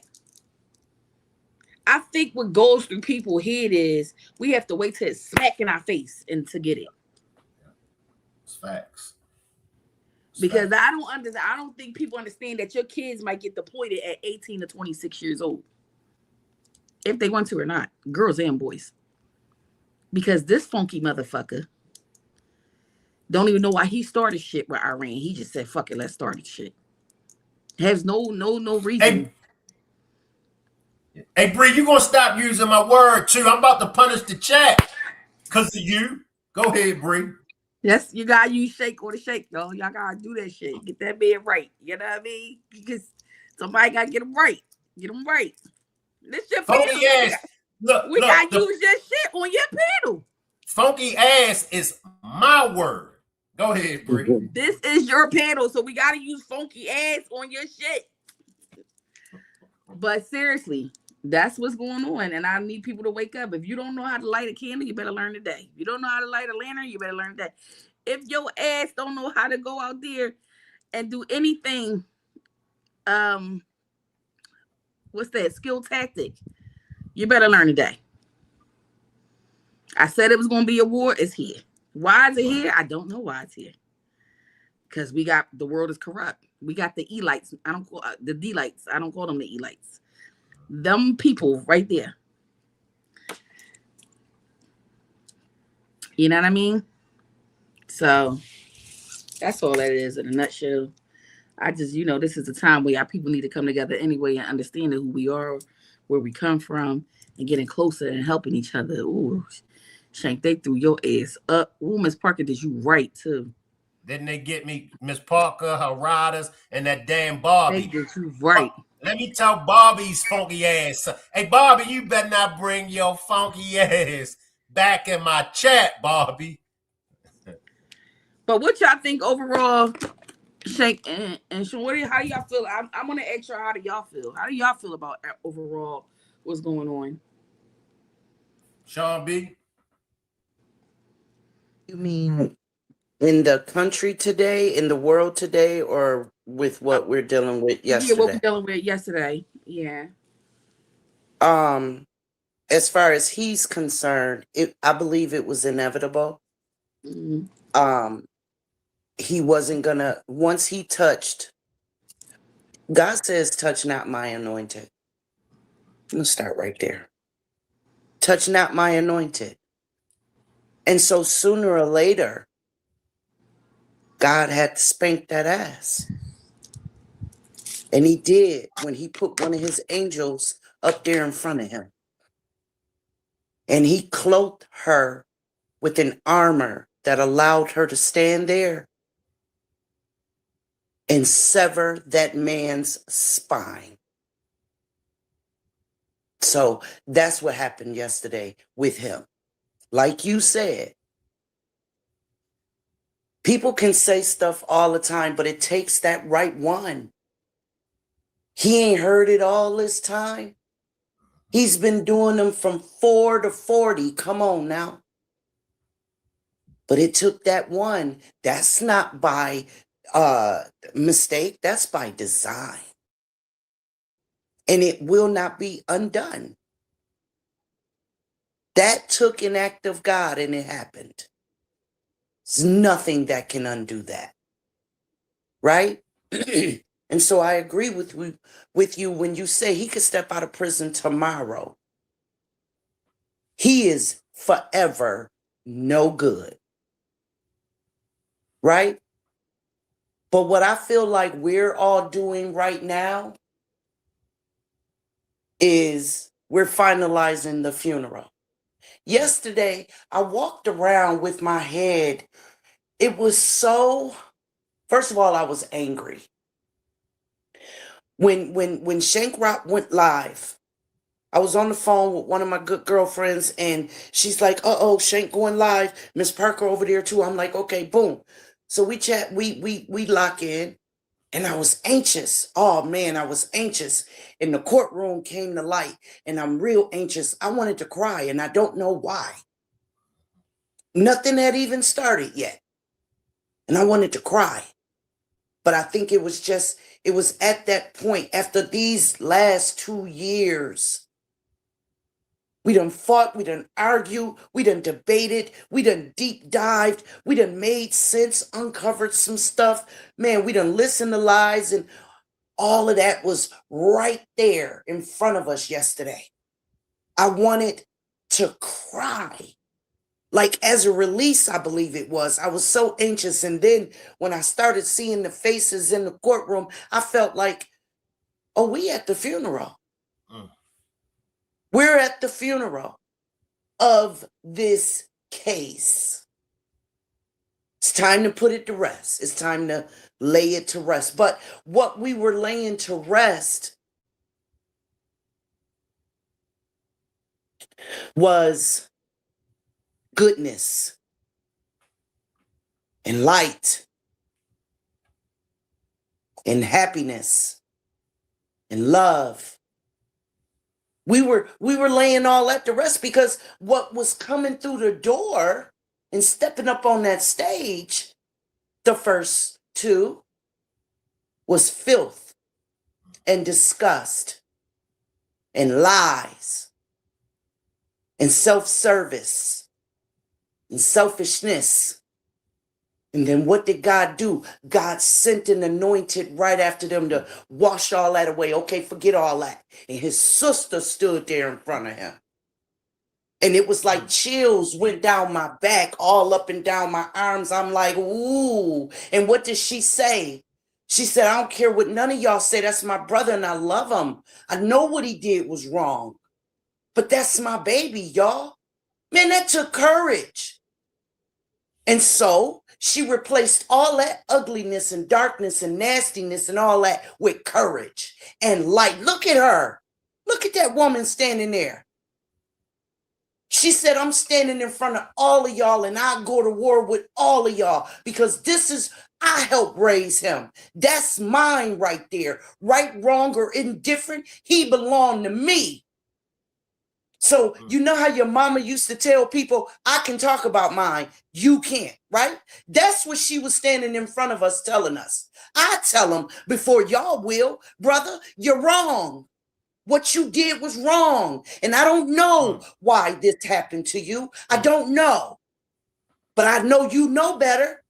So listen, bro, hold your head up and go do what you got to do.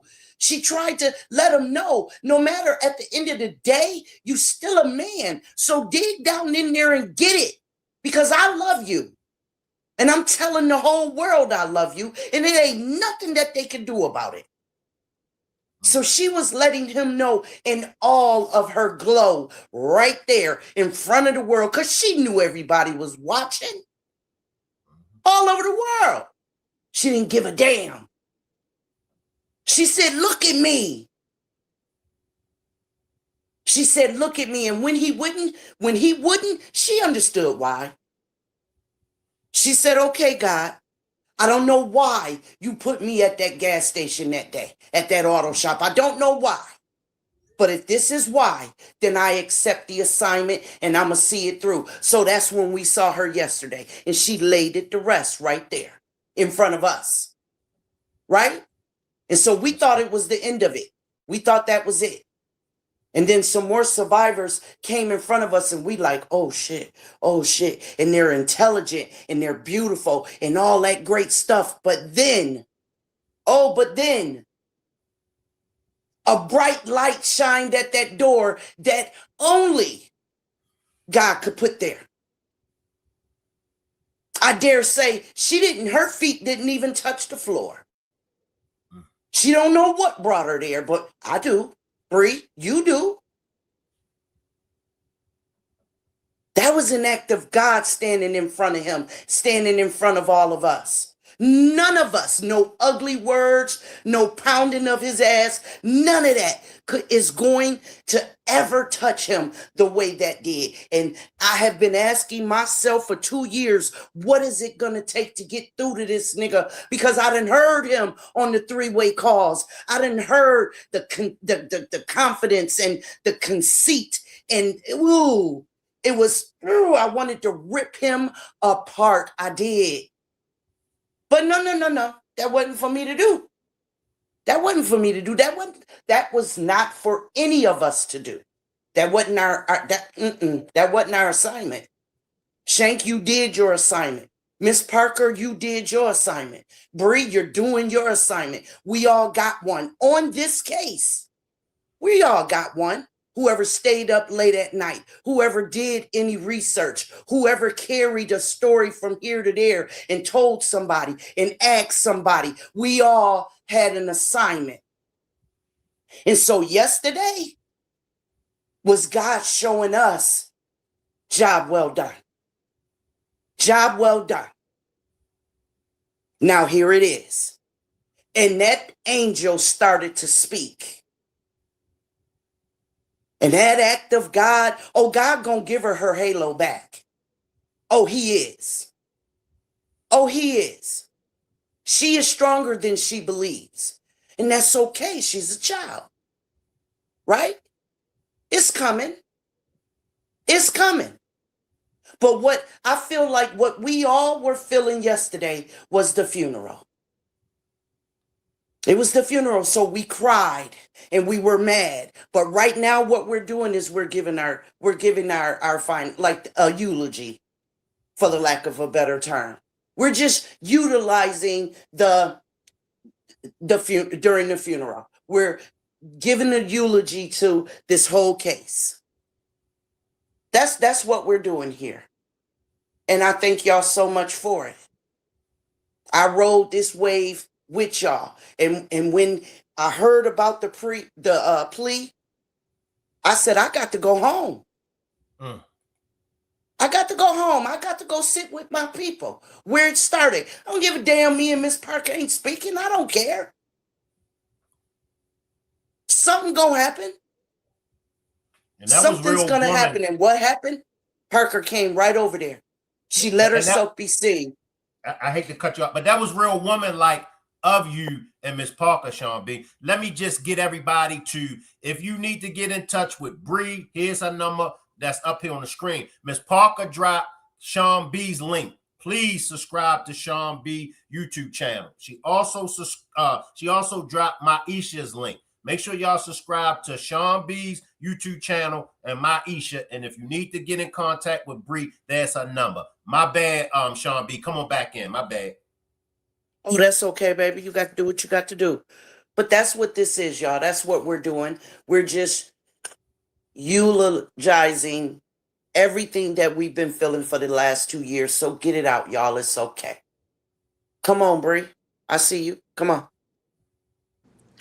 Yeah, you ever notice something about your voice chakra, your throat chakra? It's very powerful. You should use it. Oh, okay. Tell me about it. Tell me about it. So you have a throat chakra, but Spirit was showing me something while you was talking. You have the gift of the tongue. So your words, everybody has words of power, but you have the gift of the tongue. Everybody has gift, but everybody's not a chosen one. You have the gift of the tongue. That's your discernment. That's your path. And that's your calling at this point in life. But Spirit told me that you already knew that, though. And Spirit already told me that you are sensitive to things that has nothing to do with you because you're going through that journey right now. Everything makes you vulnerable. Everything makes you a little emotional. You have the gift of discernment. Use it. Go ahead, Shank. I want to hear you what you got to say. Come on, Shawn B. Shawn B was trying to come in. Oh, I'm sorry. No. You're good. Well, you're good. I didn't know you were replying. I apologize. No. Thank you. Mm-hmm. Thank you. Mm-hmm. I'll say that first. Thank you.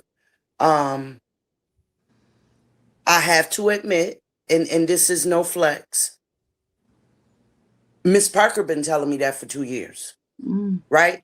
She has. She's been telling me, start your own channel, sis, start your own channel. But I wasn't ready. I wasn't ready. I just wasn't. And so, like you just said, I started my journey. I did.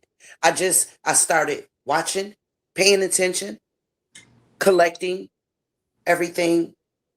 And then one day, a few months ago, on another case, it just hit me. It just did. It just did. And I went to my husband and I said, I'm ready. And he said, ready for what? He thought I was tripping. What'd he say, Shawn B? I said, I need a computer.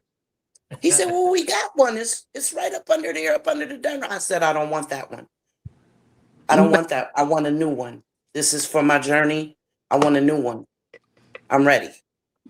No, you're not. You're not hearing me. Your panel is your beginning. That's your foundation. That's your umbrella. Right. Your throat and your tongue is going to heal people through this internet. Oh, okay. Okay. I'm listening. So don't stop. I'm listening. Oh, I wasn't. So what I'm saying to you is allow Spirit to use you as Spirit needs to use you and walk your path, because you have the throat, which is the voice of healing. So you're going to have a panel. Gotcha. It's like this, but you're going to be able to use your voice for healing. For people that Gotcha. can't get in contact with you no other way but through platforms or telephone. Okay. Or in person, for sure. In person. But that's a gift you got. And it's meant to be used. But I didn't know no better. I thought you speak in tongues. I swear I did. Ooh. But Miss Parker ain't lying. Well, thank you. And I Thank just you. confirmed what Miss Parker said. That's all that was. Do I you receive speak in everything you're tongues? saying. Do you speak in in tongues? tongues, Shawn B? I never have. I'm not going to Right. say that I never will, but I never have. I think you do. Okay. Hey, I receive what you're saying. I think you do. I think one day you just want to black out and just let yourself loose. Let go. Don't release that. Just let go. And just go on his own. And it's gonna happen. Gotcha. That's all. That's all my love to you. Thank you. Thank you. Go ahead, Shanky Shank. You took over the panel. You go ahead. I ain't laughing. I ain't laughing. Hey, next I'm gonna have. My bad. Hey, y'all, he ain't never gonna have me as a guest again. Yeah. Next, this way I'm gonna have your ass at next. You hear me, Shawn B? This is where Bree's funky ass gonna be at next. You hear me? You hear me, Shawn B? I hear you. I My hear you. bad. Let me shut up. Let me shut up. And Shawn B, now you could join Bree's side all you want to. Shawn B, you better stay. And anybody that joins Bree and Miss Parker's team, I'm gonna have y'all funky asses up here too. I'm trying to tell you. My bad, Shay. This is definitely your pedal. My bad, bro. It's a habit. I'll be no harm at all. And then you know, I had to take off. You start getting a little emotional and stuff. I'm like, oh, my brother in his bag. Let me step up. Like, you know. Yeah. It's all right. But you and Shawn B finished blessing the panel. Look, go ahead. This y'all show. Sure was spit. I just wanted to hear what y'all said, but you know, every time y'all say good energy, I mean, have so much good energy and say good vibrational things, I kind of like chime in. You know how spirit be working over me, so I gotta say what it is. But I see that you're more emotional with the situation too, because it's sensitive to you because of what you have going on top of your father. So it makes it really hard and vulnerable for you as well to see stuff like that. It's like, nigga, I lost my 3-year-old daughter. And even if I didn't lose a daughter, you know, nigga, this the best you can do, you know. And like I tell people, that's the man code. I don't care if it's a pastor. I don't care what type of man he is. That shit that Jarvis done, ain't no man condoning that shit. Yo, you fucking with these kids. So, you know, appreciate this super sticker, Chris Green. Appreciate this super sticker. But you and Shawn B, y'all go in and dialogue. I love hearing y'all too. Yeah, Shawn. I think you did an excellent thing when you spoke on the sister, Jarvis sister, because you kind of hit me. That's what hit me different too. I'm like, damn, you spoke on that highly, because that is a lot of courage and a lot of guts to take and do that in front of all of these people, to know that she's going to be bashed just as much as her brother because people don't know how to be diverse or have diversity, period. And to actually sit in front of her brother, because there's a part of her that despises her brother, and there's a big part of her that loves her brother. And then you got to deal with the other family members on top of that. So I think you're absolutely right how she handled that. She handled that with grace as well. And just to hear that baby crying and talk about, which is her niece, her blood niece, to hear her niece cry about what her brother, which is her father, did to her. So that whole dynamic in that courtroom, it was a lot of entities in there. It was a lot of like really, really, really, really dark entities in there. And it's just it's a crazy situation. I don't even know how to express on this any longer, because at this point it's just like, let these babies walk this room that she needs to walk.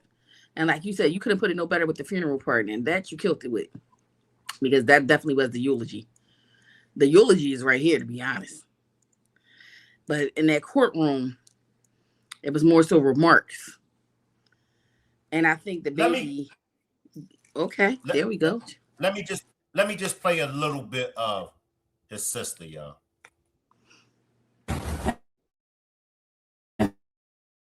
People are turning a blind as a community and protecting our children from monsters, from the very people who are supposed to love them and protect them.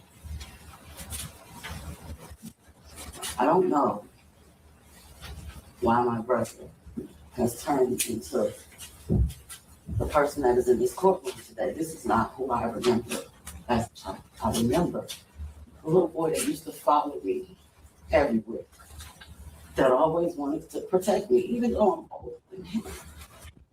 My brother knows that I've been a victim of sexual assault. And that's when I gained a whole new level of respect for Jarvis's sister when she said that. Appreciate the super sticker, Tammy. When she said that, I was like, wow. You know, for him to have known what she been through, you know, and you're right, Keita, she spoke from the heart. Like, she didn't have nothing written down. But I get it when people write things down, because for me, y'all know I forget. But I'm just focusing on her and how she spoke from the heart, you know. And she let them know, you know, like Shawn B was saying, like Bree, she let them know, look, regardless of what, you still mine.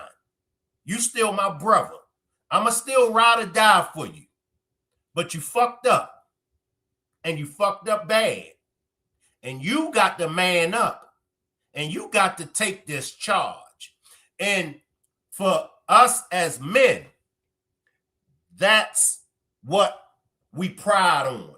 I take pride in standing on morals, values, and principles. Like, if you put me around, you can put me wherever in the world, and you put me around a bunch of men, I'm going to be good because of my beliefs, my values, my principles, and my morals. That's what we all, they say men, only thing we got is our balls, and only thing we got is our word and all that. But a man's character really is all he got. You know, now in Jarvis's situation, hey, I don't think that, now I know in front of the eyes of the Lord, he can make things right. But around the men that he's getting ready to go in front of, they could kid, they gonna put that thing up in Jarvis. You get where I'm coming from? But the fact that she did let him know, yo, you fucked up and you gotta take your charge. Now, what was curious to me was her saying that this is not the little boy that I know. This is not the little boy that I raised. Now, Bree and Shawn B. I know, Shawn B, you more familiar with this woman than Bree. So I'm going to let you lead off, Shawn B, and then Bree, you could weigh in. Okay. This is the bottom of the rabbit hole. This is who allegedly inappropriately touched Jarvis at 13 years old. Come in, Shawn B, and come in how you want to come in. I didn't know that. But in any case, I don't know. I look at her and I just see, I see the devil. I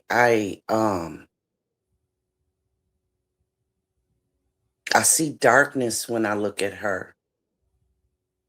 my soul is not settled. When I look at her, I have to look away. I have to look away.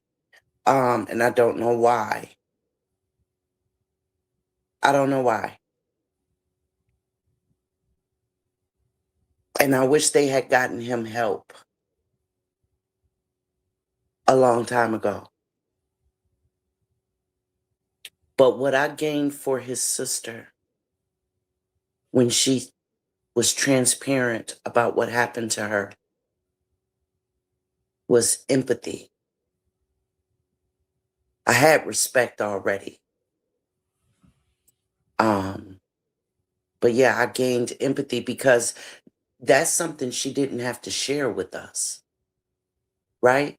And so when she did that, I was like, oh, I already respected her.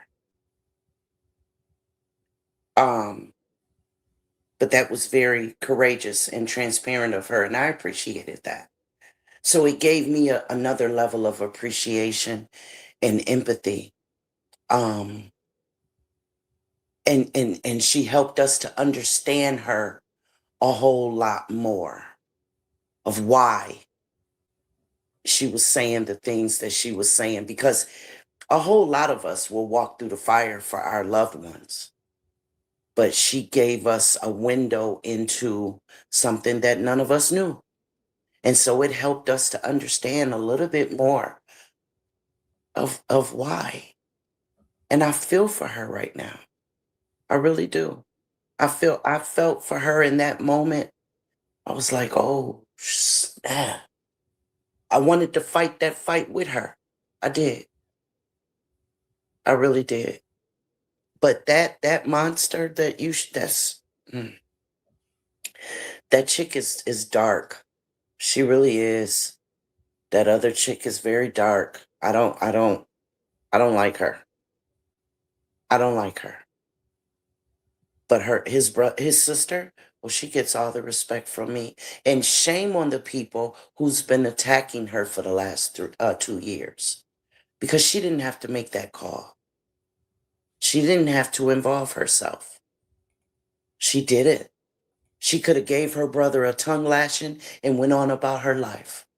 And we'd never be the wiser. Everybody really ought to realize it's because of the phone call that his sister made that started all of this. Hell, King got up on the stand and he lied. He said he didn't see that fucker sitting right in front of him. I wouldn't have gave a damn if he was sitting on the floor. Frank hadn't said nothing all this time. His sister, Shannon, didn't say shit. You see what I'm saying? They had been dropping the babies off. They had been letting him come get the babies. And only the girls. Right? Footnote. Right? And so it was the sister's phone call that started everything. We owe her so much gratitude, all the respect, all the admiration. That was so selfless, what she did. She loved all of his survivors and Naziah more than the love she felt for her brother. And let me They just don't think about that. let me just say something, Shawn B. I was one of those that did have an issue with the sister. So, Tijuana, if you're watching, I do apologize. And I can be man enough to, take accountability. I did have an issue because I felt like that, her, knowing her brother's MO, how he get down. And I just felt like she should have done more to check that situation. So I do send my apology. Come on back, Shawn B. Now, what I have to say about that, you are absolutely human, Shank. You are not the only person who thought that. You're not. And I did too for a moment. And then I had to think about it. Be it not for Naziah, and God calling her home, none of this would have happened. And it would have just continued. And he would have gathered more victims and hurt more babies. So Naziah is actually the tool in all of this. You know how you say, God, use me. Use me. That's what he did. That was Naziah's assignment. And yeah, we all say, well, did he have to do it like that? It's not to our understanding. That's right. It's not. God gave what so that we could have what? Y'all fill in the blanks. That's right. So yes, it had to go just like that. It did. But had it not, can you imagine? You feel me? Yes, so ma'am. If it wasn't for that phone call that she made, I dare say, I wouldn't know any of you. That's right. Because that's what brought me to YouTube. That's what brought me to true crime, because I used to come on YouTube, listen to music while I did my crafts. And then boom, this recommendation came on in my feed. And there y'all were. And I never looked back. Been here ever since. So yes, she was the catalyst of all of this. And people just don't want to give her credit. But I dare say that they're adversarials anyway. So what do you expect? You know what I mean? So she gets all of my respect. All of it. Shame on the people who don't see it that way. In time, I guess. In time.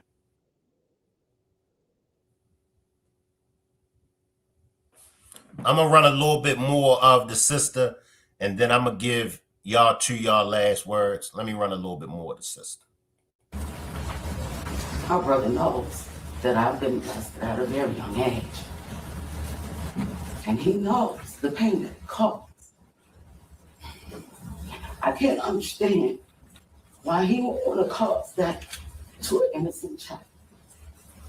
Not just Naziah, but to his own children that have his face. I hope that every victim and my nieces and nephews can heal.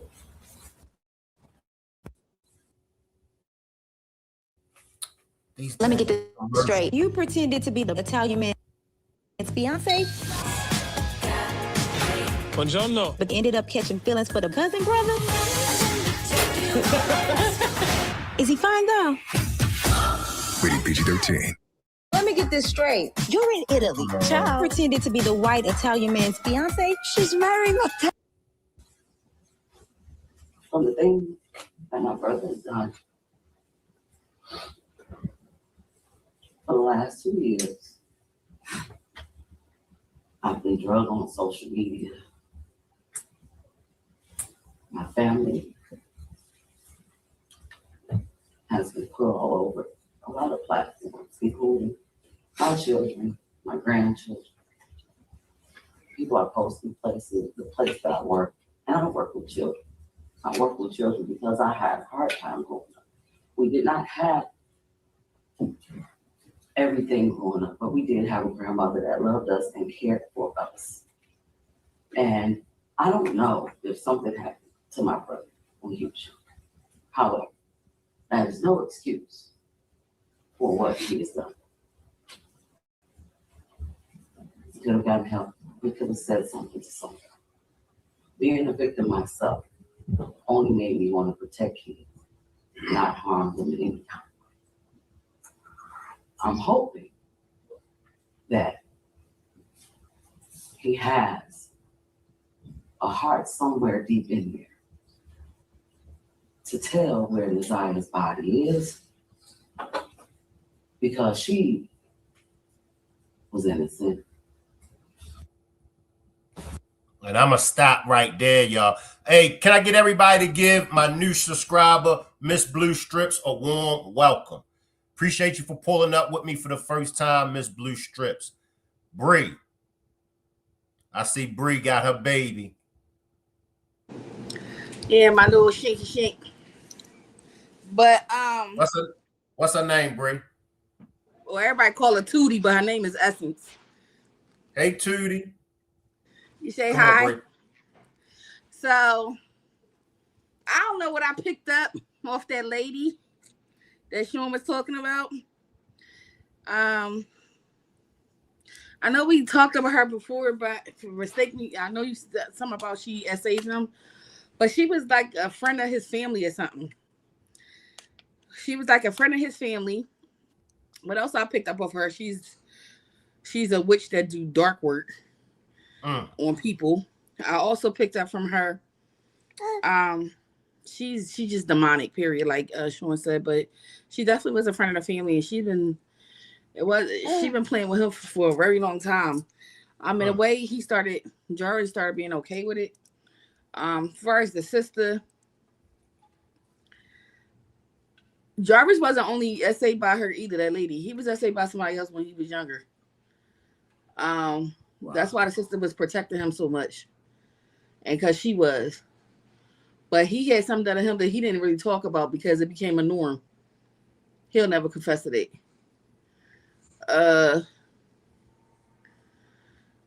The part where she says the little boy she raised, she's still calling him a little boy. It's not a little boy, he's a grown man. So that lets me know in her head, she left him at the age of when he was younger. So when the part that give y'all the question mark of why did she not say anything when he was around kids that are doing such a thing, because she had him as the little boy, he didn't know no better. Not as the grown man. And even when she said on the stand, it said that's why. She can feel the pain and the hurt more so, and I think this is what helped her. Helped the case and when she made that phone call is because she's been essayed. If she wasn't essayed, she wouldn't have had that much compassion as she would towards the case. I'm not saying she wouldn't have none at all, just wouldn't be to that degree. Both of them have been essayed by family members. During those times, it was a lot of the house was a everybody come to house. I don't know who's these people in this house I see. It was a lot of everybody come to this house. But you know what's crazy, while I was sitting here, Desire channeled through and Spirit channeled through. So I pulled some cards. I ain't do nothing crazy. So one of the cards said, you're on the right track. Someone from the other side has your back and encourage you to try your best. You will succeed. Observe your surroundings and communicate clearly. Be sure that everything will fall to pieces. That was confirmation from Spirit and her. So what she's saying is, don't worry about it. That shit gonna go downhill. And the other side, but the other side been here the whole time. I just don't like to alarm people when it's other, And then the next card says, then this could be pertaining to anybody too on this card right here. It says, this is the call to action to move forward as a tribe, as a unity, like y'all have been doing. The sooner you get going, the sooner you will accomplish what you set out to do. Those with patience will eventually reap the rewards of their perseverance. So here's the thing with y'all. Keep doing what you're doing, Mr. Shank Rock, Miss Parker, Miss Shawn B. Everybody else that's doing the panels, that is Spirit letting y'all know that you will get the benefits and reap the rewards that you deserve. Be patient, allow Spirit to move the way Spirit needs to move, and watch how things fall into place and things fall to pieces at the same time. Receive the message. But that clears that up for as that part. But that lady has been messing with Jarvis for a very long time. She's a very nasty woman, by the way. And I mean nasty. And she taught him things that a grown man didn't know. He didn't tell when he was SE. He never really told when he was SE. He just went along with flow. But that call to be honest with you guys, she didn't cause him to do what he's doing to children, by the way. She's a part of why he fucked up, but she's not the reason why. This is something deeper than her. So whoever this man that I keep seeing that sexually assaulted him, I don't know if this is an uncle, but it's a very tall man.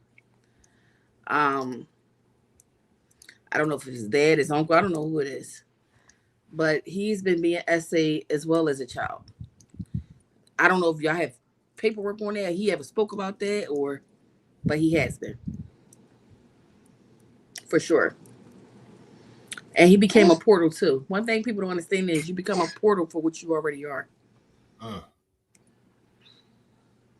If you are always depressed, you're going to get a depressed person. Yeah. If you are always dealing with abuse, you're going to get an abusive person, no matter how it is. Until you break those chains. So what he was going through was his abuse that he was never healed properly. And what happened with him is it became mental. Now, I agree with Shawn again on the part where she said, there's no way possible that you're comfortable as a woman, as a female, as a motherly figure, that you're dropping children, young ladies, off to a shop. And you knew what your baby father used to be doing because you admitted to it. So that means you knew what was going on with your niece. And we all knew that already, though. But for you to get up on that stand and act like you're so hurt and devastated. And you know what's crazy that people don't pay attention to? People's words. You didn't get up there and cry for about more than 1 minute about Miss Niece. But you know what you did cry about? I'm being bullied. I'm being harassed. I'm being beat. Wait the fuck a minute. Did you get a baby a good 2 minutes? Did you say I apologize if you felt like I did anything harmful to you, Naziah, or treat you? Did none of that. Let's go. Let's go. You sat up there and you got on that panel, and that was thin, and you got up there and you said, I've been this, I've been that. I. When a person uses I a lot, they don't give a fuck about nobody. One thing about speech, there's no I. You're not singled out. This is a plural situation. So that let me know about her. The grandmother. Same shit. You know what they really was crying over? And I'm going to be real with y'all. It might sound crazy. They was crying over that man with that mask on. We don't got him no more. He can't come here no more. That's a fact. Damn. He done fucked up the flow. That's what they care about. Wow. Appreciate this super sticker, Sonya. Shawn B, any last words before we get up out of here? I just wanna say, Bree, I agree with everything you said. I believe they all secretly had a crush on this nigga. I really do. They always doing things. Oh God, Lord have mercy. Grandma was it. So, this was it. Lord, they always having a ball. Grandma knew baby girl was downstairs in that basement on that washing machine. Grandma that I locked definitely that door. Let's be real and raw real quick. I like for people to understand when things like this happen. I always tell people, let's not put things in a light of pleasant. Let's put it as it is and how we see it. Absolutely. This is what happened. This is how it happened. Maybe this will help people with their family members to open their eyes who they got around them right now and their children right now. Because that matters. Maybe it make you pay attention if your daughter or your son is peeing the bed a lot. Go see why. Absolutely. Let me let Shawn B get her last words and Bree, then I'm gonna let you get yours. Come on, Shawn B. Yeah. I'm gonna say this and I'm gonna drop down. Bree, you talking to New York, baby. So we neighbors. Okay. All right, Shawn. Okay. But I like the cut and dry. I don't sugarcoat shit. I don't. Parker can tell you that. Shank can tell you that. But I'm glad that we all, had a chance to come together and gain some understanding. And Mia, if you play this back, if you're still listening, I don't know, but we here for you, baby. And thank you, Shank. Thank you for having me. We made it through, y'all, but the work ain't over. That's right. The work is not over. That's right. I don't feel it's over at all. We still got 3. We got to make sure get theirs. Yeah. Y'all be good. Y'all be good. Love your babies and be safe. All right, too, appreciate love. you, Shawn Peace, love, B. and light. And make sure everybody subscribes to Shawn B's chat. For those on the replay gang, I'm gonna put her link in the comments section. Yolanda says, "Hey Shank, I hugged Jarvis' sister at work today. She's so sad about her brother." We appreciate you, Yolanda, for giving Jarvis' sister that hug. I would like to get a reading from Bree. I put her number. I dropped her number for you and anybody else that want to get in touch with Bree. But I will put Bree's information if y'all want to contact her on the replay game. Your last words, Bree. Come on. I bet you everything. Don't get mad. I took on your pen. I ain't mean to take your pen over tonight. My bad. So, I mean, ain't nothing else to say behind it. It has a lot of emotions involved. That's all I'm gonna say. But it's an eye opener at the same time. It's a lot of people that's involved, no matter how, whether it's through you, Miss Parker, anybody that's doing, Sean, the other lady that was up there today. Like, it doesn't matter who it is. The young lady that just said she hugged the sister. Somebody's in cahoots with this whole case. Y'all have a mission to do. This is not your only mission. You will have other missions to do. Shank, I'm gonna give you your props, bro. I'm gonna give you props because I surely didn't know nothing until Kata about you guys. And one thing I can say, I don't like a lot of people, but I bang with y'all because y'all my family now. And you definitely doing your part. And I like the fact that you keep it a buck. You don't be all that bullshit. No. Spirit using you. So allow Spirit to use you how Spirit using you. Walk with your path and your light. Miss Parker, you do the same thing, boo. Like, do what y'all do. And the tribe that's in the comments and stuff, all of y'all do this together. So I just want to give y'all props on it. Definitely do a good job at it. I love to see what y'all be doing. And just keep doing what y'all doing. As far as this case right here, I think everybody should pray for this baby tonight in their own way. Allow that baby to walk that realm how she needs to walk it, because this case will continue to go on even when the case stops when it comes to the courts. So at the end of the day, allow this baby to walk the realms that she needs to walk, and with her baby. Let's not forget about her baby. So with that being said, we got 2 babies that's, did you ever thought about that they never brought that up? Like, how is that okay that he goes down just for her, but not the baby? That's a living being inside of her, So this lets you know how society and the world is and how we go, how, they pick and choose when it comes to things like this.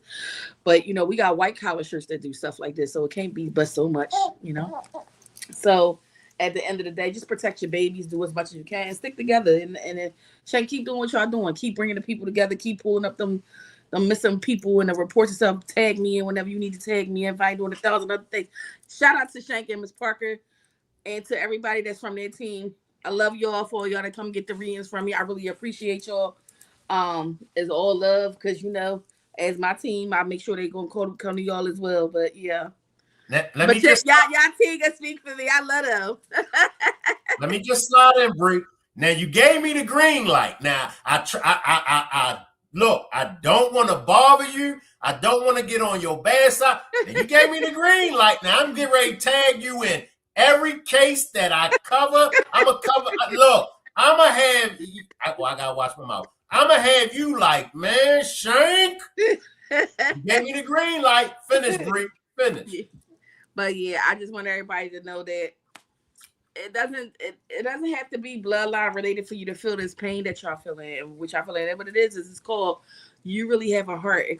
It's saying that you have a great spirit, a beautiful spirit. But at the end of the day, like, it's gonna be worse cases than this. And I sad to say because you think it gets no worse than this, but it does. It's cases out here right now as we speak. We got babies that's chopped up right now. I mean, chopped into pieces. We got a 3-year-old that I can speak on right now in that case that nobody knows, that's not on social media platform, that a mom and them is coming to me right now that the baby was sexually assaulted. Can you imagine sexually assaulting a 3-year-old? This is a 1-year-old. What could you possibly do as a 40-year-old grandfather to your 3-year-old grandchild? So is this not, it doesn't just stop here. This is just one of the cases, like I said, that hits social media platforms.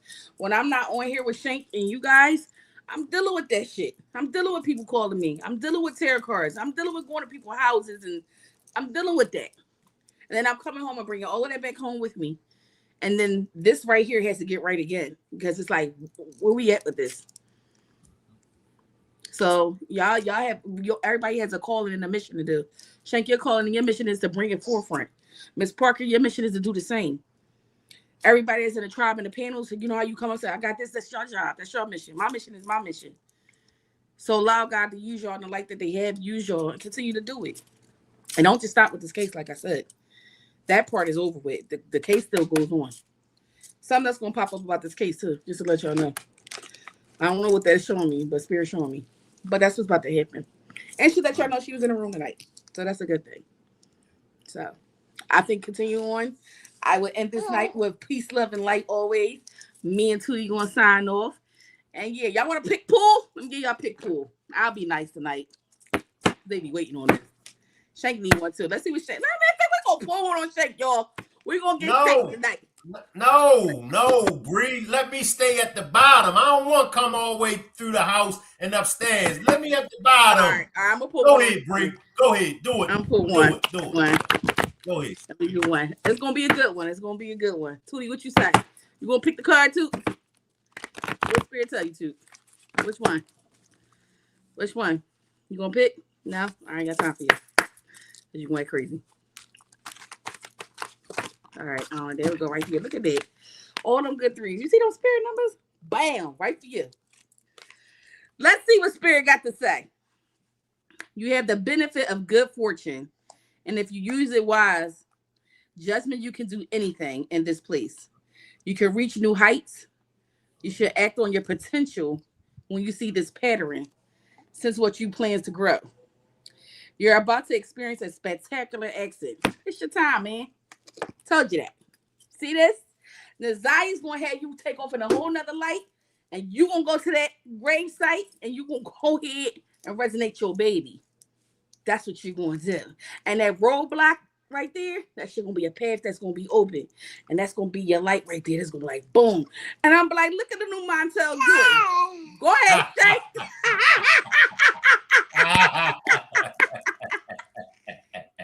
That's what we gonna have. You feel me? That's what we gonna have. You speak that shit into existence. Like, that's how that goes. Because you booming right now. So that was for you. Receive that message. And everybody else, I love y'all. Y'all know how to get in contact with me. Everybody, y'all know to hit that number up. Text me before y'all call me, because y'all love to call me before y'all text. And that's how y'all can do that. But it's all love. I love y'all. Peace, love, and light. I don't really have nothing to say about this, but just doing what y'all doing. That's all. All right. Appreciate you. Appreciate you, Bree. I'm going to say two things to you. Three things. Salute. I love you. And don't be surprised if the next time you pull up, your face is not up here with Jarvis's table. I got to get you, Bree. I got to get you. Oh, Miss Parker, you did your big one with that, Miss Parker. You see, he excluded himself out that picture that time. Look, I got something for you, Miss Parker, and everybody else that thought it was so funny that Barbie put me up in with y'all. You good, but they look like all your baby moms, though. Ouch! Now that wasn't nice. That wasn't nice. She did that good too. She made it look like you belong on Maury somewhere. I'm not the dad. Yes. Now Mia is talking to you, so okay. She want to know your TikTok. They dropped it in the. Go ahead, Bree. Hey, Mia, baby. What is my TikTok? I think it's Spiritual Bree. Somebody dropped it in the chat. TT, if you can drop Bree's or Miss Parker, if y'all could drop Bree's TikTok. Yeah, I think it's Spiritual Bree 5. I don't know. I really don't know, Mimi, but make sure Mimi text me. I don't even want you to just go on my TikTok. I need you to text me. Text my phone. Okay. 267-423-9771. Text me. Because I want to talk to you. Okay. You need me. I need you. Let's do it like that. All right, I love y'all. I'm Tootie Eck Restless. I'm hanging up. All right, go ahead, Bree. Love you too. Go ahead, Bree. All right. I want to welcome all of my panel guests for pulling up. One thing about over here, y'all, we laugh together, we cry together, we be serious, we joke around, we help each other. You know, we fuss, we argue, we fight, we come back together, hug each other, love each other. And that's what a village is all about. So I just want to thank everybody for becoming a village. You know, we got to do better, y'all. We got to do better. We got to do better by these babies. All right. Salute. Y'all know how I do. I'll leave the chat running for as long as y'all want to hang around and congregate. It's still justice for Naziah. Make sure we hashtagging where is Naziah. Also, I want to send a congratulations to one of my moderators, Kiki. If y'all see her spirit, I just seen a spirit coming back in my head, y'all. But I want to give congratulations on Kiki's new baby. If you're watching, Kiki, congratulations, and we can't wait till you come back to the squad. Also, make sure we throw up some prayer hands for Juanita, my moderator, Juanita. She passed away a few weeks ago. Her funeral is March the 19th in Washington, D.C. Also, I want to congratulate Shelly. Shelly just came home from the hospital. So, Shelly, if you're watching, keep your head up and we're praying for you. And I want to welcome all of my new subscribers. Make yourself known. It's real cool over here, as y'all can see. Now, I did set a time because y'all see how they do the brother. People tell me all the time, Shank, I ain't getting no notifications. You know, YouTube is just spinning me all around the world. But if y'all follow me on Facebook, I post all of my YouTube links on Facebook first.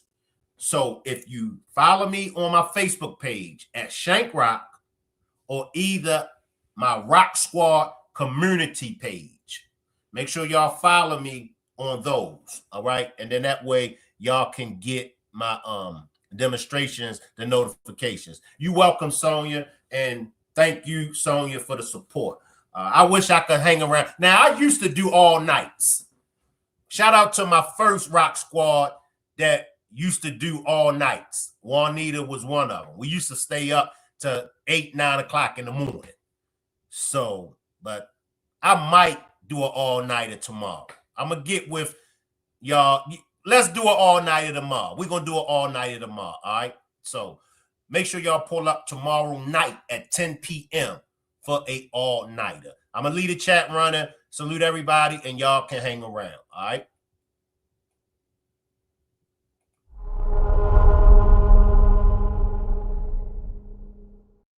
Shank Rock is the wave of the future.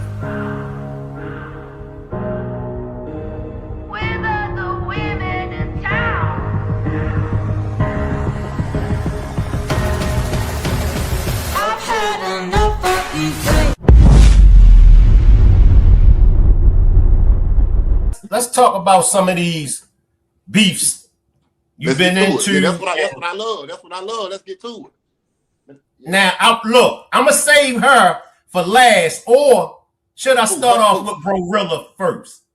Her? You said her. That's a her to you? Man, that bitch look like a security guard at a music club. To be honest, Shank, my main deal breaker as a man is toxicity in a woman. What I mean by toxicity, I'm just speaking from my perspective. I don't like a female that's ghetto. I don't like a female that's always yelling, cursing.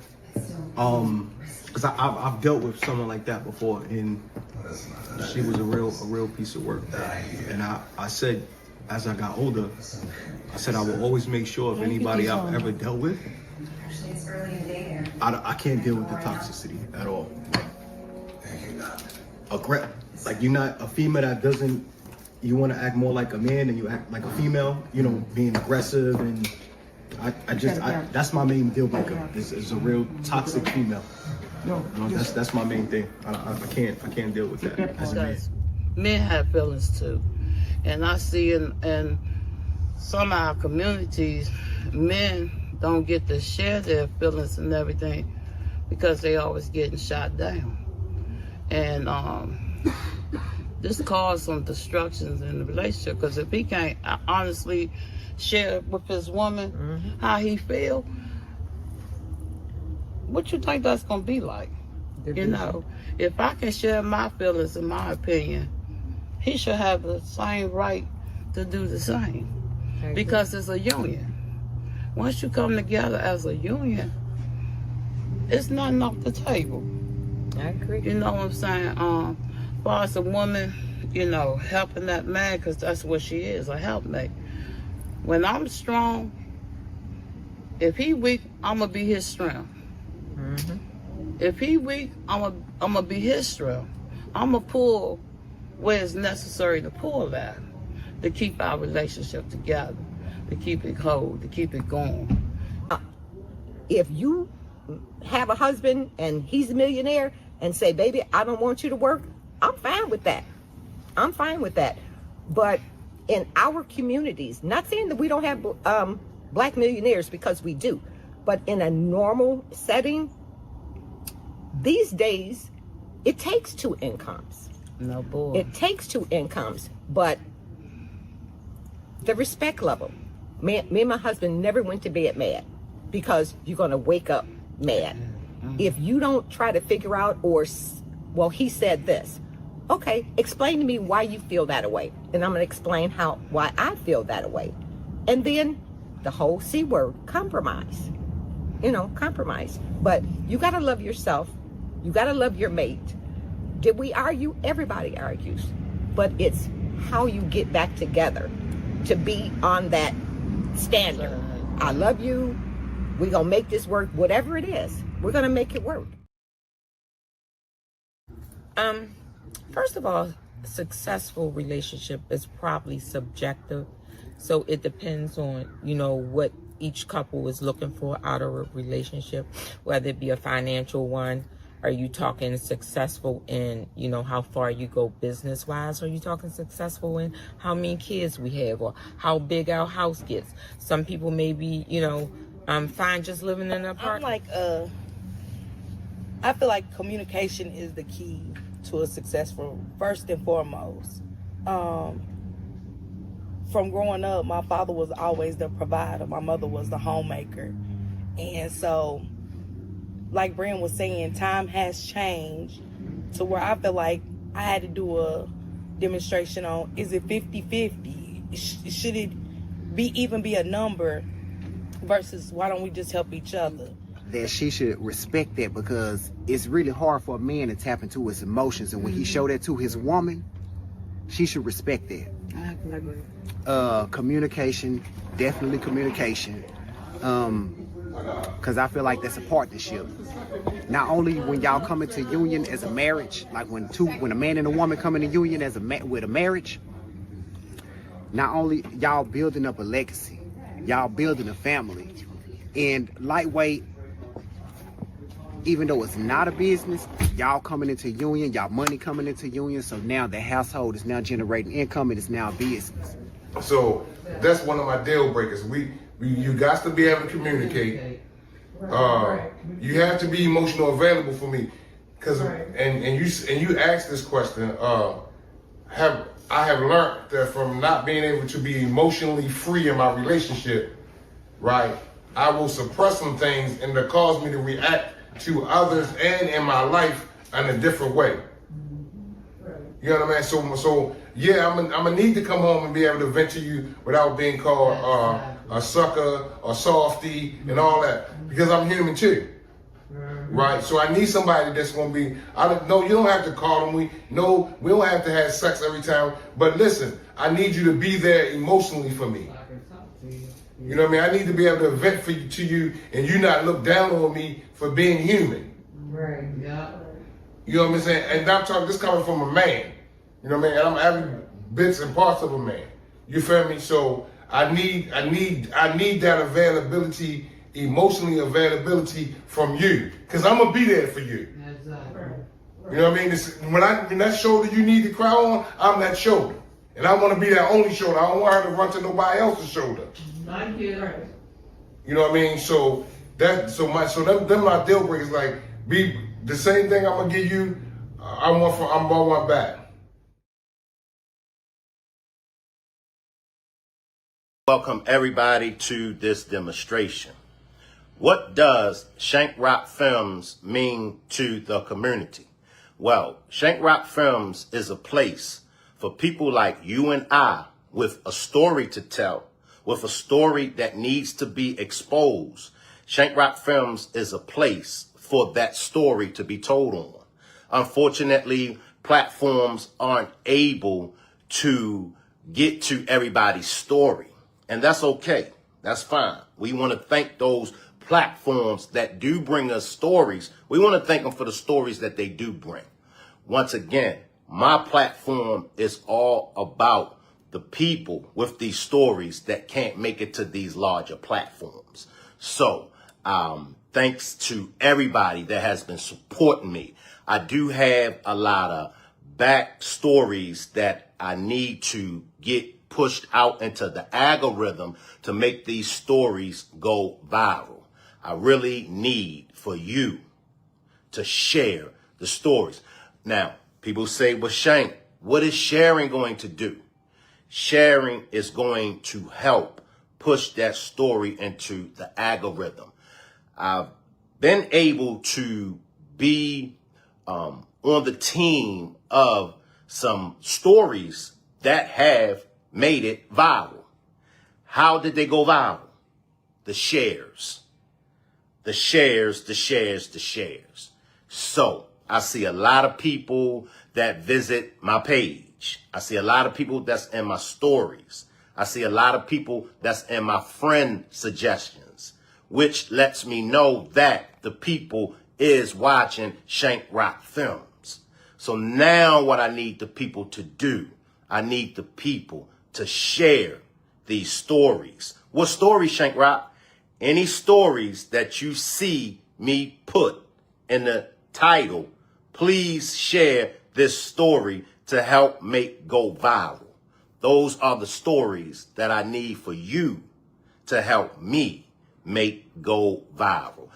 In LA right now, I have a story out here in LA that me and John Barnett is covering. And this story, and you'll hear about this story later on at the press conference, but this story is one of those stories that you be like, wow, they did him like that. I'll give y'all just a little peep on what this story is about. It's about a young man that has been incarcerated for 6 years, going on 7 years. His co-defendants have been to trial. His co-defendants beat the case. But this young man, after 6 years, going on 7 years, is still being detained with no bond. Make sure y'all stay tuned for Shank Rock Films press conference, Los Angeles, California. Salute everybody, and I appreciate all of the support that I have been getting. Salute everybody.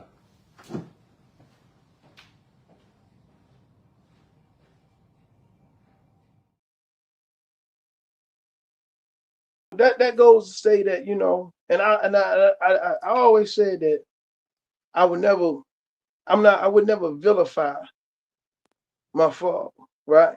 And I won't. Because I can't make no excuse for his actions, because everybody is accountable for their own actions. But I can say that his actions and my observation of living in a domestically abusive environment became a part of my personality. And those things inside the home reflected outside the home. To say that, like, you know how we used to go skating and everything, right? And you know, we have our neighborhoods, and it really was never, you know, big gangs. Now we have our neighborhoods, but you got certain individuals in each neighborhood that are known for fighting attitude problems and things like that. But like with me, I had an attitude problem. But did you ever think that fighting and that attitude was more of my defense mechanism versus me just being a rugrat? You feel me? Right. I feel you. I feel you. See, that's the difference. Because when you endangered at home, but then you go outside to your peers, you don't want your peers to know that you're in danger. That's true. You get what I'm saying? So you put on a defense mechanism that helps protect you on both sides. Because if you can't fight one side, you can damn sure you can fight the other. Deep. So as I grew up, I became to say, well, I can't beat yo in the house. But I for damn sure gonna beat the ones outside. Because I don't want nobody close to me, because that's my vulnerability. You too close, you in the zone that I feel uncomfortable about. So I was always known to strike first, ask questions later. Deal with the consequences when the consequences come. But right now, it's a strike first thing. So that's why you always just see me fighting all the time, man. And I would fight. I almost got to fight every day. I don't know how, but that's what it was. But I didn't know that. I didn't know that, and I didn't learn that. I swear until I was about 40. Wow. Can we address the elephant in the room? If it's not an elephant, man, go ahead. Okay. So you spoke on the situation with your dad. And if I, go in too deep, just tell me back up, Shank. Well, I'm gonna say back up, Shank. But go ahead. What's up? You can ask your question. Okay. So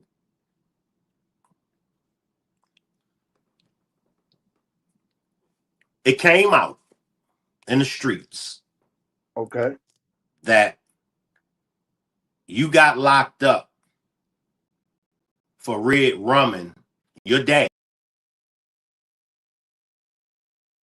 What you were saying, like, even myself at the time, because I didn't know your story, I didn't know your side.